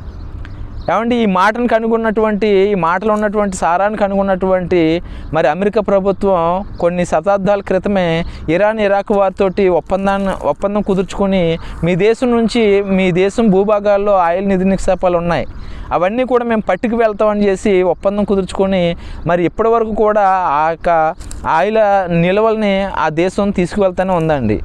అమెరికా మరి గొప్ప దేశంగా మారడానికి ఈ పెట్రోల్ అనేటటువంటిది కూడా ఒక కారణం ప్రియమైన దేవుని వాళ్ళారా. ఈ పెట్రోల్ అనేటటువంటిది కూడా ఒక కారణమే అండి. కాబట్టి ఈ పెట్రోల్ గురించి బైబిల్ చెప్పిందండి. అసలు పెట్రోల్గా మారడానికి, ఆ క్రూడ్ ఆయిల్ నుంచి పెట్రోల్ రావడానికి ఆ క్రూడ్ ఆయిల్ ఎలా వచ్చిందండి అని మీకు అర్థమవుతుందా? ఈరోజు మనం ఉపయోగిస్తున్నటువంటి ఈ యొక్క వాహనాల్లో వాడుతున్నటువంటి ఈ పెట్రోలు, ఈ యొక్క డీజిల్ అనేటటువంటిది రావడానికి మూలం క్రూడ్ ఆయిల్. ఈ క్రూడ్ ఆయిల్ భూమి సముద్ర గర్భాల నుండి సుమారుగా సముద్రం లోతుల్లో 4000 అడుగుల లోతుల్లో, లేదంటే 5000 అడుగుల లోతుల్లో, 7000 అడుగుల లోతుల్లోంచి ఈ యొక్క క్రూడ్ ఆయిల్ అనేటటువంటిది ఒక ప్రాసెస్గా తీస్తూ ఉంటారు ప్రియమైన దేవుని వాళ్ళారు. ఒక పద్ధతిగా, ఒక క్రమ పద్ధతిగా బయటకు తీస్తూ ఉంటారండి. అలా తీసినటువంటి ఈ పెట్రోలు మరి ఈరోజు సమాజానికి ఉపయోగపడుతుంది. కానీ దీని వెనకాల ఉన్నటువంటి హిస్టరీని మనం ఆలోచన చేసినట్లయితే ఇవన్నీ కూడా మనుషుల కళేబరాల నుండి, లేదంటే జంతువుల కళేబరాల నుండి ఈ యొక్క ఆయిల్ వచ్చిందంటే మీరు నమ్మాలి ప్రియమైన దేవుని వాళ్ళారా. ఈ పెట్రోల్, ఈ క్రూడ్ ఆయిల్ రావడానికి గల కారణం ఒకప్పుడు నోవా జలప్రలయంలో, లేదంటే నోవా జలప్రలయానికి ముందే ఈ భూమి మీద మనిషిని మరి పుట్టించడానికి ముందే కొన్ని జీవులు అంతరించిపోయినాయండి, కొన్ని మృగాలు అంతరించిపోయినాయి. ఒకవేళ మీకు అర్థం కావడానికి ఎగ్జాంపుల్కి చెప్పాలంటే డైనోసార్స్ అనేటటువంటివి ఉన్నాయండి. అవన్నీ కూడా దేవుడు భూమి మీద పుట్టించాడండి. దేవుడు పలకగా భూమి మీద జంతువులు పుట్టడం ప్రారంభమైనవి. ఇవన్నీ కూడా ఆదికాండంలో మనకు కనిపిస్తూ ఉంటాయి. కానీ తన కుమారుడైనటువంటి ఆదాము భూమి మీద పుట్టించడానికి ముందే, నేలమట్టి నుండి నరుని నిర్మించడానికి ముందే ఆ నరుడికి అపాయకరమైనటువంటి జంతువులన్నింటినీ కూడా దేవుడు సంహరించాడండి. అలా మనం ఆలోచన చేసినట్లయితే మనిషి పుట్టడానికి ముందే కొన్ని బిలియన్ల సంవత్సరాల కిందటే మరి భారీ దేహాలు కలిగినటువంటి డైనోసార్స్ అనేటటువంటివి ఈ భూమి మీద నుండి అంతరించిపోయి అని చేసి ఈరోజు శాస్త్రవేత్తలు చెప్పుకొస్తున్నారండి. మరి ఎలా అంతరించిపోయినటువంటి ఆ యొక్క శకలాలు, లేదంటే ఆ ఎముకలు, లేదంటే ఆ యొక్క కళేబరాలు ఏమైపోయినాయంటే సముద్ర అడుగు భాగానికి వెళ్ళిపోయినాయి ప్రియమైన దేవుని వాళ్ళారా. సముద్ర అడుగు భాగాలకు వెళ్ళిపోయినాయి. అంత మాత్రమే కాదండి, నోవా జలప్రలయం తర్వాత కూడా ఆ నోవాహు గారి యొక్క జలప్రలయంలో ఉన్నటువంటి, ఆ నోవాహు గారి యొక్క జలప్రలయంలో నశించిపోయినటువంటి ఆ యొక్క సమస్త జీవరాశులు, నేల మీద పురుగులే కానివ్వండి, నేల మీద జీవించేటటువంటి మృగాలే కానివ్వండి, ఆకాశ పక్షులే కానివ్వండి, భూమి మీద బ్రతికేటటువంటి నరులే కానివ్వండి, వీరందరూ కూడా ఆ నోవా జలప్రలయంలో చనిపోయారండి, కేవలం ఒక్క నోవాహు గారి కుటుంబం తప్ప. ఈ మాట బైబిల్లో రాయబడి ఉన్నదని ప్రియమైన దేవుని వాళ్ళారు. ఆదికాండం 7వ అధ్యాయము 20 వచనం మనం ఆలోచన చేసినట్లయితే, ఆదికాండం 7వ అధ్యాయము 20 వచనం నుంచి మనం ఆలోచన చేసినట్లయితే, ఆకాశం అంతటి క్రిందనున్న గొప్ప పర్వతములన్నీ మునిగిపోయాను, 15 మూరలు ఎత్తున నీళ్లు ప్రచండముగా ప్రబలెను, గనుక పర్వతములు మునిగిపోయాను. అప్పుడు పక్షులేమి, పశువులేమి, మృగములేమి, భూమి మీద ప్రాకు పురుగులేమి, భూమి మీద సంచరించు సమస్త శరీరులేమి, సమస్త నరులేమి చచ్చిపోయిరి. పొడి నేల మీదనున్న వాటిలన్నిటిలోనూ నాసిక రంధ్రముల్లో జీవాత్మ సంబంధమైన ఊపిరిగలవన్నీ చనిపోయాను. నరులతో కూడా పశువులను, ఆకాశ పక్షులను, నేల మీదనున్న జీవరాశులన్నీ తుడిచివేయబడెను. అవి భూమి మీద నుండకుండా తుడిచివేయబడెను. నోవాహును అతనితో కూడా ఆ ఓడలోనున్నవన్నీ మాత్రమే మిగిలి ఉండెను. ప్రియమైన దేవుని వాళ్ళారా, నోవాహు గారు యొక్క కుటుంబం మాత్రమే మిగిలింది. నోవాహు గారు పిలవగా ఏ యొక్క మరి జంతువులు, ఏ యొక్క మృగాల, ఏ యొక్క ఆకాశ పక్షులు అయితే ఆ ఓడలో ప్రవేశించినవో ఆ సమస్త జీవరాశులు మిగిలినవన్నీ కూడా ప్రియమైన దేవుని వాళ్ళారా ఈ యొక్క జలప్రలయంలో కొట్టుకుపోయినవండి, తుడిచిపెట్టుకుపోయిన ప్రియమైన దేవుని వాళ్ళారా. అలా తుడిచిపెట్టుకుపోయినవన్నీ కూడా ఎక్కడికి వెళ్ళిపోయినాయి అంటే, మీరు చూడండి, వరదలు వచ్చినప్పుడు అండి చెత్త చెదారం అంతా కూడా ఒక చోటకి ఎలాగైతే జమ అవుతుందో, ఒక చోటకి ఎలాగైతే ఆ చెత్త చెదారం అవన్నీ కూడా ఏమండి ఆ చెట్లు కానివ్వండి, వాగులు కానివ్వండి, ఆ వంకలు కానివ్వండి, అవన్నీ కూడా ఎక్కడికైతే ఆ యొక్క నీళ్ళలో ప్రవహిస్తూ ఒక చోటకి చేరుకుంటాయో ఈ భూమి మీద చనిపోయినటువంటి ఈ సమస్త శరీరాలన్నీ కూడా, దేహాలన్నీ కూడా, కళేబరాలన్నీ కూడా ఒక చోటకి చేరుకున్నాయండి. ఈ ఎడారి ప్రాంతంలోనికి ఎందుకు చేరుకున్నాయని మనం ఆలోచిస్తే ఏమండి ఆదాం అవగారిని ఎక్కడ నిర్మించారని చేసి శాస్త్రం చెప్తున్నదంటే టర్కీ దేశ భూభాగాల్లో అండి. వాడు ఎక్కడికి వచ్చి నిలబడిందంటే అరారోత్ పర్వతం మీద వచ్చి నిలబడిందని చేసి బైబిల్ చెప్తుంది. ఈ అరారోత్ పర్వతం ఎక్కడ ఉన్నదంటే టర్కీ దేశం. ఈ టర్కీ దేశం ఏంటంటే మీరు అన్నటువంటి ఎడారి భూమే. ఈ టర్కీ దేశం చుట్టుపక్కల ఉన్నటువంటి భూములన్నీ కూడా Saudi Arabia, Muscat, Kuwait, Iran, Iraq, Dubai ఇవన్నీ కూడా వస్తాయి ప్రియమైన దేవుని వాళ్ళ. ఇవన్నీ కూడా రిలేటివ్స్ సంబంధించినటువంటివి అండి. ఇందులో దేవుడు వాగ్దానం చేసినటువంటి భూమి ఇజ్రాయెల్ దేశం అండి, యెరూషలేము. ఈ యెరూషలేం పట్టణానికి ఆనుకుని, ఇజ్రాయెల్ దేశానికి ఆనుకుని భూభాగాలన్నీ కూడా ఉన్నాయండి, ఈ ఎడారి దేశాలన్నీ కూడా ఉన్నాయండి. కాబట్టి ప్రియమైన దేవుని వాళ్ళరా, ఈ ఎడారి దేశాల్లో ఒకప్పుడు ఈ రోజునాడు ఎడారి దేశంగా ఇసుక ఎందుకు పైకి తేలిపోయిందంటే ఒకప్పుడు ఈ ఇసుక మీద ఏమున్నదంటే విస్తారమైనటువంటి సముద్ర జలరాశులు ఉండేవండి. ఆ జలరాశులన్నీ కూడా ఈ రోజునాడు ఒక పక్కకి వెళ్ళిపోయినాయి, ఇసుక దెబ్బలు మాత్రం పైకి లేసినాయండి. అందుకే ఈ రోజునాడు నేను బయటకు వచ్చి మాట్లాడడానికి ఇదొక సందర్భం అయి ఉండొచ్చేమో అని అనుకోకుండా నేను ఈ విధంగా బయటకు రావడం జరిగింది. ఏమండి ఒకప్పుడు ఇదంతా కూడా నీళ్ళతో నిండబడినటువంటి దేశాలు ఇవన్నీ కూడా. కానీ ఈ రోజు నాడుకు వచ్చేసరికి ఈ నీళ్ళన్నీ కూడా సముద్రంలో కలిసిపోయి ఈ ఇసుక దెబ్బలు మాత్రం, ఈ ఎడారి దీవులు మాత్రం పైకి తేరుకున్నాయండి. కాబట్టి ఈ సముద్ర మధ్యంలో, ఈ సముద్ర భూగర్భంలో ఉన్నటువంటి ఈ కళేబరాలన్నీ కూడా లేర్లుగా పొరలుగా కొన్ని వందల సంవత్సరాలుగా, కొన్ని వేల సంవత్సరాలుగా అలా కూడుకుపోయేసరికి అండి అదంతా కూడా కుళ్ళిపోయి ఒక రసాయన పదార్థాలుగా, క్రూడ్ ఆయిల్గా ఈ రోజు నాడు మనిషికి అనుకున్న తర్వాతే బయటపడుతుంది ప్రియమైన దేవుని వాళ్ళరా. ఇది మీకు అర్థం కావాలంటే హైదరాబాద్లో జరిగినటువంటి ఒక సంఘటన మీకు, ఒక న్యూస్ని మీకు వినిపిస్తా అండి. హైదరాబాద్ చుట్టుపక్కల ఉన్నటువంటి ప్రాంతాల్లో, చుట్టుపక్కల ఉన్నటువంటి జిల్లాలలో వంట నూనెని అమ్మేస్తున్నారటండి చాలా తక్కువ రేటుకి, చాలా విపరీతంగా. ఎందుకంటే దగ్గరలోనే దీపావళి, సంక్రాంతి, దసరాలో మరి మన సహోదరులు మరి చక్కగా పిండి వంటలు వండుకోవాలి కదండి. ఈ రోజు నాడు రెస్టారెంట్లు కూడా ఎక్కువైపోతున్నాయి, ఎక్కడ చూసినా బిర్యానీ సెంటర్లు, పానీపూరి సెంటర్లు ఎక్కువైపోతున్నాయి. కాబట్టి మరి వంట నూనె మరి గిరాకీ వచ్చేసరికి అండి మరి దాని యొక్క ఎద్దడి లేదంటే కేర్సిటీ వేసేసరికి మరి మంచి నూనె యొక్క సప్లై తగ్గిపోయేసరికి మంచి నూనె ఎలా తయారు చేయాలని చేసి చాలామంది ఆలోచించారండి. మరి ఎవరికి ఆ యొక్క ఆలోచన వచ్చిందో తెలియదు, కానీ ఒక ఆలోచన వచ్చిందండి. ఆ ఆలోచన ఏంటంటే చనిపోయినటువంటి కుక్కల్ని, చనిపోయినటువంటి పందుల్ని, చనిపోయినటువంటి పిల్లుల్ని, చనిపోయినటువంటి ఎలకల్ని, ఇవన్నీ కళేబరాలన్నింటినీ కూడా ఒక డంప్ యార్డ్లో మరి మురగపెట్టి కొన్ని రసాయనాలు వేసి కుళ్ళిపోయి ఆ ఎముకల గూడుల్లో నుంచి, ఆ యొక్క చర్మాల్లోంచి వచ్చినటువంటి ఆ కుళ్ళిపోయినటువంటి రసాయనాన్ని కెమికల్ తోటి శుద్ధిపరిచి మంచినూనెగా అమ్మేస్తున్నారండి.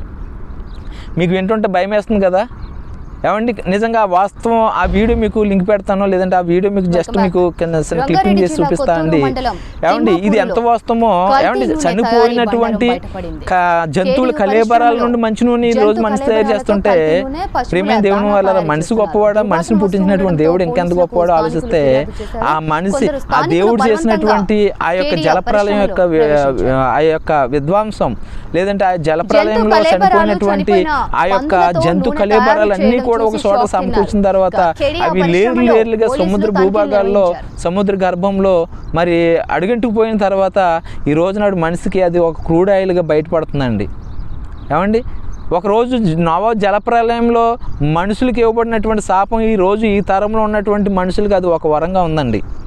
ఏమంటే ఒక వరం అనుకోవాలో చాపం అనుకోవాలో తెలియదు, కానీ ఈరోజు మనిషి మరి అన్ని దేశాలు కూడా మరి అభివృద్ధిలో పరుగులు పెడుతుందంటే ఆ పరుగులు పెట్టడానికి ఇంధనాలు ఏమండి డీజిల్ కానివ్వండి, పెట్రోల్ కానివ్వండి ఎంత ఉపయోగపడుతుందండి. ఏమంటే వాస్తవం ఆలోచిస్తే మన పూర్వీకులు గాడిదల మీద ప్రయాణం చేసేవారు, గుర్రాల మీద ప్రయాణం చేసేవారు, కాలినడకల మీద ప్రయాణం చేసేవారండి, ఎడ్ల బండ్ల మీద ప్రయాణం చేసేవారండి.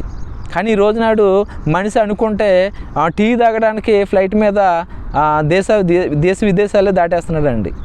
అనుకున్న క్షణమే ఎక్కడికి కావాలితే అక్కడికి ప్రయాణం చేస్తున్నాడండి.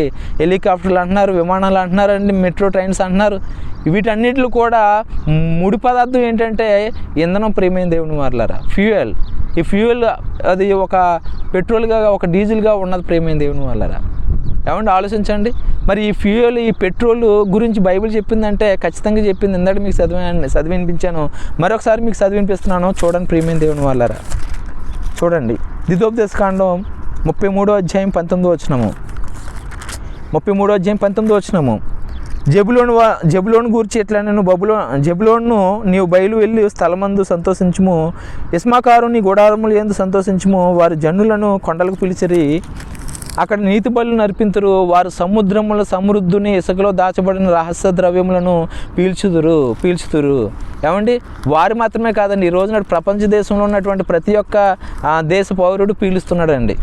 ఏమంటే చక్కగా బండి కొనుక్కోవడం, రోజుకి ఒక లీటర్ 2 లీటర్ల పెట్రోల్ తోటి చక్కగా ఎంజాయ్ చేస్తున్నాడు ప్రియమైన దేవుని వాళ్ళారా. పీలుస్తున్నారా లేదా? పీలుస్తున్నారండి. ఇంకొక మాట చూపించమంటారా? ఇదే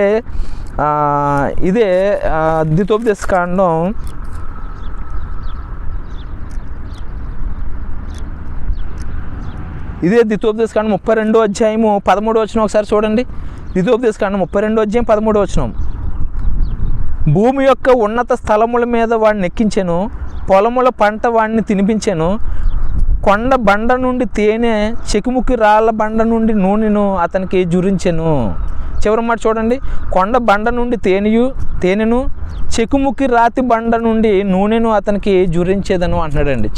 చెకుముకి రాతి బండ నుండి నూనెను జురించడం అంటే ఏంటి?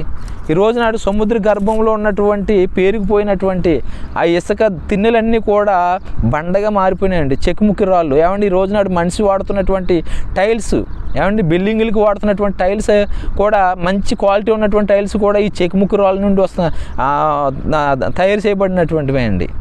ఈ చెకుముకి రాళ్ళు కింద అట్టడుగు భాగాన ఉన్నటువంటి ఆ యొక్క ఆయిల్ యొక్క నిధి నిక్షేపాలని మరి ఈ శాస్త్రవేత్తలు కనుగొన్నారండి. మరి ఎవరి దగ్గర అయితే ఆ టెక్నాలజీ ఉన్నదో వారు ముందుగా పసిగట్టి ఈ యొక్క ఎడారి దేశంలో ఉన్నటువంటి వారితోటి ఒప్పందం కుదుర్చుకుని అనేక సంవత్సరాలుగా ఇక్కడ ఉన్నటువంటి క్రూడ్ ఆయిల్ని పట్టుకెళ్తూనే ఉన్నారండి. ఏమండి, ఈ క్రూడ్ ఆయిల్ వల్ల సుమారుగా 1800 రకాల వస్తువులు తయారు చేయొచ్చటండి. 1800 వస్తువులకి ఈ క్రూడ్ ఆయిల్ ఉపయోగపడుతుందంటే దేవుడు ఎంత విలువైనటువంటి సంపదను భూగర్భంలో పెట్టాడండి, సముద్ర గర్భంలో.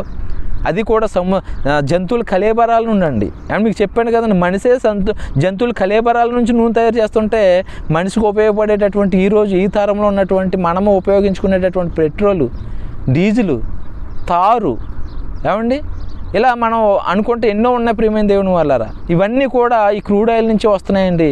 ఇవన్నీ కూడా సముద్ర గర్భంలో దేవుడు ముందుగానే పెట్టాడు. నాయన ఇస్మాకారు నువ్వు సంతోషించుము, జబులోను నువ్వు సంతోషించుము. ఇదిగో వారు భూగర్భంలో సముద్ర ఇసుకలో దాచబడినటువంటి రహస్య ద్రవ్యములను పీల్చుకుందురు అని చేసి చెప్పడం జరిగింది ప్రియమైన దేవుని వాళ్ళరా. కాబట్టి ఎడారి మత పుస్తకము అంటున్నారు, కానీ ఎడారి మత పుస్తకమే ఈ ఎడారి దేశస్తుల్ని బతికిస్తుందండి. ఎడారి దేశస్తులు మాత్రమే కాదండి, ఈ ఎడారి దేశంలో వస్తున్నటువంటి పెట్రోల్ మీద ఆధారపడినటువంటి ప్రతి దేశాన్ని కూడా ఇదిగోండి ఈ దేవుడే రక్షిస్తున్నాడు ప్రియమైన దేవుని వాళ్ళరా. కాబట్టి గమనించండి, బైబిల్ని తక్కువ అంచనా ఇద్దండి, దేవుడిని మీరు చిన్న చూపు చూడొద్దు ప్రియమైన దేవుని వాళ్ళరా. ఏమండి, లోకంలో ఉన్నటువంటి వారికి ఈ బైబిల్ నిధి నిక్షేపాలను సంపాదించి పెడుతుందేమో, కానీ ఏమండి ఈ బైబిల్ వాక్యాన్ని ఆత్మీయంగా చేతబట్టుకున్నటువంటి మా క్రైస్తవులకు మాత్రం ఇది నిత్య రాజ్యానికి మార్గం చూపిస్తుందండి. ఈ వాక్యము నిత్యరాజ్యానికి మాకు మార్గం చూపిస్తుంది ప్రియమైన దేవుని వాళ్ళారా. అందుకనే యేసుక్రీస్తు వారి భూమి మీద ఉన్నప్పుడు ఒక మాట చెప్పారండి, నేనే మార్గము, నేనే సత్యము, నేనే జీవము అని. ఆ జీవము గల మాటలు పేతురు గారు పట్టుకున్నారు, అపోస్తులు పట్టుకున్నారు, భూ దిగాంతల వరకు కూడా వెళ్ళారండి. ఈ మాటల గురించి ప్రారంభంలో చెప్పాను కదండి. దేవుడు మోసే గారికి వాక్యం ఇస్తే ఆ వాక్యము ఇశ్రాయేల్ ప్రజలకు వచ్చింది. ఆ ఇశ్రాయేల్ ప్రజల నుండి మరి అందులో ఉన్నటువంటి కొంతమంది న్యాయాధిపతుల చేతిలో వాక్యం వెళ్ళింది. అక్కడి నుంచి యాజకుల చేతులు, ప్రవక్తల చేతులకు వాక్యం వచ్చింది. ఆ తర్వాత దావీదు గారికి వాక్యం వచ్చిందండి. దావీదు గారికి వాక్యం నేర్పింది వారి తల్లిగారే. ఏమండి, దావీదు గారు కూడా తన కుమారుడైనటువంటి సొలొమోన్ గారికి కూడా వాక్యమే ఇచ్చాడండి. సొలొమోన్ గారు కూడా పరిపాలిస్తూ ఆ వాక్యమే ప్రజలకు పంచాడండి. ఆ వాక్యం కోసమే శాబదేశ ప్రాణి వచ్చిందని చేసి మనం గమనించాం. యేసుక్రీస్తు వారు భూమి మీద నడయాడుతున్న సమయంలో కూడా తండ్రి వద్ద ఏ మాటలు అయితే విన్నాడో ఆ మాటలు ఈ భూమి మీదకి పట్టుకొచ్చి తన దగ్గర ఉన్నటువంటి శిశువులకు వాక్యం చెప్పాడండి. ఆ చెప్పినటువంటి ఆ శిశువులు, ఆ నేర్చుకున్నటువంటి శిశువులు కూడా పేతురు గారు నిత్య జీవ మాటలు గలవాడు నీవే, నిన్ను విడిచి మేము ఎక్కడికి వెళ్ళం ప్రభు అని చేసి ప్రభు దగ్గర మరి ఉండి ప్రభు మాటలన్నీ కూడా నేర్చుకున్నారండి. ప్రభు వెళ్ళిపోయిన తర్వాత వారందరూ కూడా వాక్యం చేతపట్టుకుని సమాజానికి వెళ్ళారు, సువార్తను ప్రకటించారండి. ఆ వాక్యం చెప్పగా అనేక మంది విని ఒక్క రోజునందే 3,000 మంది బాప్తిసం పొందినట్టుగా మనం చూడడం. తర్వాత సమయంలో దేవాలయానికి వెళ్ళినటువంటి సందర్భంలో మరి కుంటి బిక్సగాడు మరి పేతురు గారిని, యోహాను గారిని తేరి చూస్తున్నప్పుడు మాకు కలిగి ఉన్నదే మీకు ఇస్తామని చేసి స్వస్థపరిచారండి. తర్వాత వాక్యం చెప్పారు, బాప్తిసం ఇచ్చారు. ఏమండి ఇదంతా కూడా రాయబడలేదంటే బైబిల్లో మనకు కనిపించిపోయినా దాని భావం మనకు అదే కనిపిస్తుందండి. కాబట్టి ప్రియమైన దేవుని వాళ్ళరా, ఇలా అపోస్తులైనటువంటి పౌలు గారు కూడా దేవుని వాక్యం చేత పట్టబడ్డ తర్వాత ఈ వాక్యం కోసం తనకు ఉన్నటువంటి సమస్తాన్ని పెంటగించుకున్నాడు, సర్వసృష్టికి వెళ్ళాడు, సువార్తను ప్రకటించాడు, హతసాక్షిగా మారిపోయాడండి.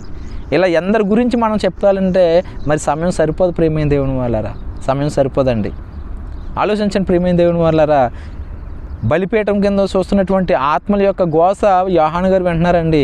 నీవిచ్చినటువంటి వాక్యం నిమిత్తం, మేము ఇచ్చినటువంటి సాక్ష్యం నిమిత్తము మేము వధింపబడ్డాము అని చేసి చెప్తున్నారండి. అంటే వాక్యం అంత విలువైందని చేసి మనం చెప్పాలండి. 2 పేతురు పత్రిక, పేతురు గారు రాసినటువంటి 2 పేతురు పత్రిక 3వ అధ్యాయము 5వ వచనం నుండి మనం ఆలోచన చేసినట్లయితే, పేతురు గారు రాసినటువంటి పత్రిక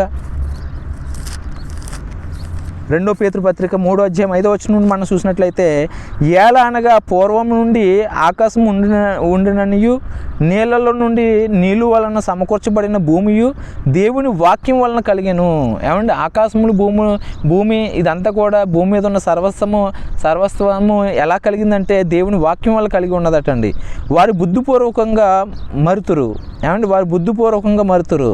మరొకసారి చదువుదామండి. ఎలా అనగా పూర్వము నుండి ఆకాశం ఉండిననియు నీళ్ళల్లో నుండి నీళ్ళు వలన సమకూర్చబడిన భూమియు దేవుని వాక్యం వల్ల కలిగిననియు వారు బుద్ధిపూర్వకంగా మరుతురు. ఎవరండి? ఆ పైన అంటున్నారండి. కొంతమంది అపహాస్యకులు వచ్చి ఈరోజు ఎడారి మతమని, ఎడారి దేవుడని, ఏమండి ఎడారి పుస్తకం మాకు వద్దని చెప్పేటటువంటి వారు ఆ రోజుల్లోనే ఉన్నారండి. అలాంటి వారు అంచె దినముల్లో అపహాస్యకులు అపహసించుచు వచ్చి తమ స్వకీయ దురాశల చొప్పున నడుచుకునుచు ఆయన రాకడను గూర్చిన వాగ్దానం ఏమాయనో పితరులు నిద్రించినది మొదలుకొని సమస్తము సృష్టి ఆరంభం ఉన్నట్టునే నిలిచి ఉన్నదే అని చెప్పుదురని మొదట మీరు తెలుసుకునవలెను. ఏమండి అలా చెప్పుతూ, ఎలా అనగా పూర్వం నుండి ఆకాశం ఉండిననియు నీళ్ళలో నుండి నీళ్ళు వలన సమకూర్చబడిన భూమియు దేవుని వాక్యం వలన కలిగిననియు వారు బుద్ధిపూర్వకంగా మరుతురు. ఆ నీళ్ళు వలన అప్పుడున్న లోకము నీటి వరదల్లో మునిగిపోయి నశించను. ఇప్పటి వరకు చెప్పాను కదండి, నోవా జలప్రలయంలో మొదటి యొక్క భూస్వరూపమే జలప్రలయం తర్వాత మారిపోయింది ప్రియమైన దేవుని వాళ్ళరా. జలప్రలయానికి ముందున్నటువంటి భూగోళం యొక్క స్వరూపం వేరు, జలప్రలయం వచ్చి వెళ్ళిపోయిన తర్వాత భూగోళం యొక్క స్థితిగతులు వేరు, స్వరూపం మారిపోయిందండి. ఏమండి భూమి మారిపోయింది ప్రియమైన దేవుని వాళ్ళరా. ఏమండి ఆ నీళ్ళు వలన అప్పుడున్న లోకము నీటి వరదలలో మునిగి నశించెను. అయితే ఇప్పుడున్న ఆకాశమును భూమి భక్తిహీనుల తీర్పును నాశనమును జరుగు దినం వరకు అగ్ని కొరకు నిల్వ చేయబడినదే అదే వాక్యం వలన భద్రం చేయబడి ఉన్నవి. అదే వాక్యం వలన ఈ యొక్క భూమి భద్రం చేయబడి ఉన్నదటండి. ప్రియమైన దేవుని వాళ్ళరా, మరొకసారి జలప్రలయం రాదు, కానీ ఈ భూమి అంటూ అంతరించిపోతే అది అగ్ని వల్లే జరుగుతుందని చేసి దేవుడు ముందుగానే రాయించుంచాడండి. కాబట్టి ప్రియమైన దేవుని వాళ్ళరా, వాక్యం విలువ మనకు తెలియదేమో, కానీ వాక్యం విలువ సృష్టికి తెలుసు, వాక్యం విలువ సాతానికి తెలుసు, వాక్యం విలువ అపోస్తులకు తెలుసు, ప్రారంభ శతాబ్దం క్రైస్తవులకు తెలుసు అండి. ఎంతమంది వాక్యం విలువ తెలుసుకున్నారు, కానీ ఆ వాక్యం ఈ రోజునాడు మన చేతికి చాలా ఉచితంగా మన చేతికి వచ్చేసరికి దీని యొక్క విలువ ఈ రోజు ఉన్నటువంటి క్రైస్తవుడికి తెలియపోతుంది ప్రియమైన దేవుని వాళ్ళగా. కాబట్టి తెలుసుకోండి, దేవుని వాక్యం యొక్క విలువ తెలుసుకోండి, ఆ వాక్యంలో ఉన్నటువంటి గొప్పతనాన్ని మీరు గమనించండి, దేవుడి కోసం ఉన్నతంగా బ్రతకండి ప్రియమైన దేవుని వాళ్ళరా. కాబట్టి ఇలాంటి మాటలు ఇంకా అనేకమైనటువంటివి చెప్పడానికి నేను ప్రయత్నిస్తాను. నాకున్నటువంటి సమయానుకూలతను బట్టి మరి నా గురించి ప్రేయర్ చేయండి, అలాగే నా కుటుంబం గురించి, సంఘం గురించి ప్రేయర్ చేయండి. ఇంకను అనేకమైనటువంటి వాక్యంలో ఉన్నటువంటి ఆ యొక్క సందర్భాలని మరి ఈ విధంగా మీతో పంచుకోవడానికి దేవుడు నాకు ఆయుష్ని, ఆరోగ్యాన్ని, మంచి స్వరాన్ని, ఇంకా సమయోచితమైనటువంటి జ్ఞానాన్ని అనుగ్రహించేలాగా మీ అనుదిన ప్రార్థనలో జ్ఞాపకం చేసుకోమని ప్రార్థన చేస్తూ మీ అందరూ కూడా విన్నవించుకుంటూ చిన్న ప్రార్థన చేసుకుని మాటలని ముగించుకుందాం. ప్రేమ నమ్మకమైనటువంటి గొప్ప దేవ, మీ అపారమైనటువంటి ఉన్నతమైనటువంటి నామానికి వందనములు, కృతజ్ఞత, స్తుతులు, స్తోత్రం చెల్లిస్తూ తండ్రి. అవునైనా మీ వాక్యం ఎంత విలువైనదో తండ్రి, మనుషులుగా పుట్టినటువంటి మాకు, ఈ తరంలో పుట్టినటువంటి మాకు తెలియడం లేదు కానీ తండ్రి, మరి నాయన తరంను బట్టి చూస్తే వెలుగు సంబంధుల కంటే ఈ లోక సంబంధులు చాలా యుక్తిగా ఉన్నారనే సంగతి మేము తెలుసుకున్నాం తండ్రి. అవును నాయన, యుక్తిగా ఉన్నటువంటి అనేకమైనటువంటి దేశస్తులు తండ్రి, మీ నాయన మీరు రాసిచ్చినటువంటి వాక్యంలో ఉన్నటువంటి నాయన గూఢార్థమైనటువంటి భావాలను గ్రహించి ఈ లోక సంబంధంగా సిరి సంపద సంపాదించుకోవడానికి ప్రతిదాన్ని కూడా వాడుకుంటున్నారు తండ్రి. మీరు సృష్టించినటువంటి ప్రతి ఒక్క వస్తువుని వాడుకుంటున్నారు తండ్రి. నాయన మీ పిల్లలుగా తండ్రి, నాయన మీ జీవవాక్యం చేతపట్టినటువంటి మేము ఈ లోకంలో ఉన్నటువంటి సిరి సంపదలు అయితే, ఆ నిధి నిక్షేపాలు అయితే మేము కోరుకోవట్లేదు, కానీ ఆయన నిత్య జీవమైనటువంటి ఆ పరలోకం కోసం మేము కష్టపడుతున్నాం తండ్రి. ప్రారంభ శతాబ్దపు క్రైస్తవులు నాయన మీరిచ్చినటువంటి వాక్యం కోసమే వారు కష్టపడ్డారు, వాక్యం కోసమే వారు సాక్ష్యం చెప్పారు, వధించబడి నాయన పరదేశికి చేరుకున్నారు తండ్రి. మేము కూడా అట్టి ధన్యత మాకు దయచేయమని ప్రార్థిస్తున్నాం తండ్రి. నాయన మరణం ముగించేంతవరకు కూడా తండ్రి మీ వాక్యం చెప్పుతూనే మేము చనిపోయేటటువంటి కృపను మాకు దయచేయండి. నాయన వాక్యం విలువ తెలియనటువంటి వారికి వాక్యం తెలియజేయండి. సంఘాల్లో బోధకులు వాక్యం చెప్పేటటువంటి శక్తిని దయచేయండి. లోకస్తులు మాట్లాడుకున్నట్టుగా ముసలం ముచ్చట్లు కాక మీ వాక్యం గురించే, మీ రాకడ ఆయన మీ కుమారుడైనటువంటి యేసుక్రీస్తు వారి యొక్క రాకడ గురించే, సువార్త గురించి, ఆయన మరణ పునరుద్ధాల గురించి, రక్షణ గురించి, బాప్తిసం గురించి, విశ్వాసం గురించి చెప్పుకునేటటువంటి నాయన మంచి ఆలోచనలు నాయన బోధకులు దయచేయండి. వింటున్నటువంటి విశ్వాసులు కూడా తండ్రి ఈ లోక సంబంధంగా బ్రతికేవారుగా కాక, ఈ లోక సంబంధమైనటువంటి ఆశీర్వాదముల గురించి కాక తండ్రి, మీరిస్తానన్నటువంటి నిత్యరాజ్యం కోసం కష్టపడేలాగా సహాయం దయచేయమని మీ ప్రియ కుమారుడు, మా ప్రియ రక్షకుడు యేసుక్రీస్తు వారి అతి పుణ్య శ్రేష్టమైన నామాన్ని బట్టి ఈ ప్రార్థన మనవులు అడిగి వేడుకుంటున్నాం మా పరమ తండ్రి. ఆమేన్. అందరికీ వందనాలండి. Thank you.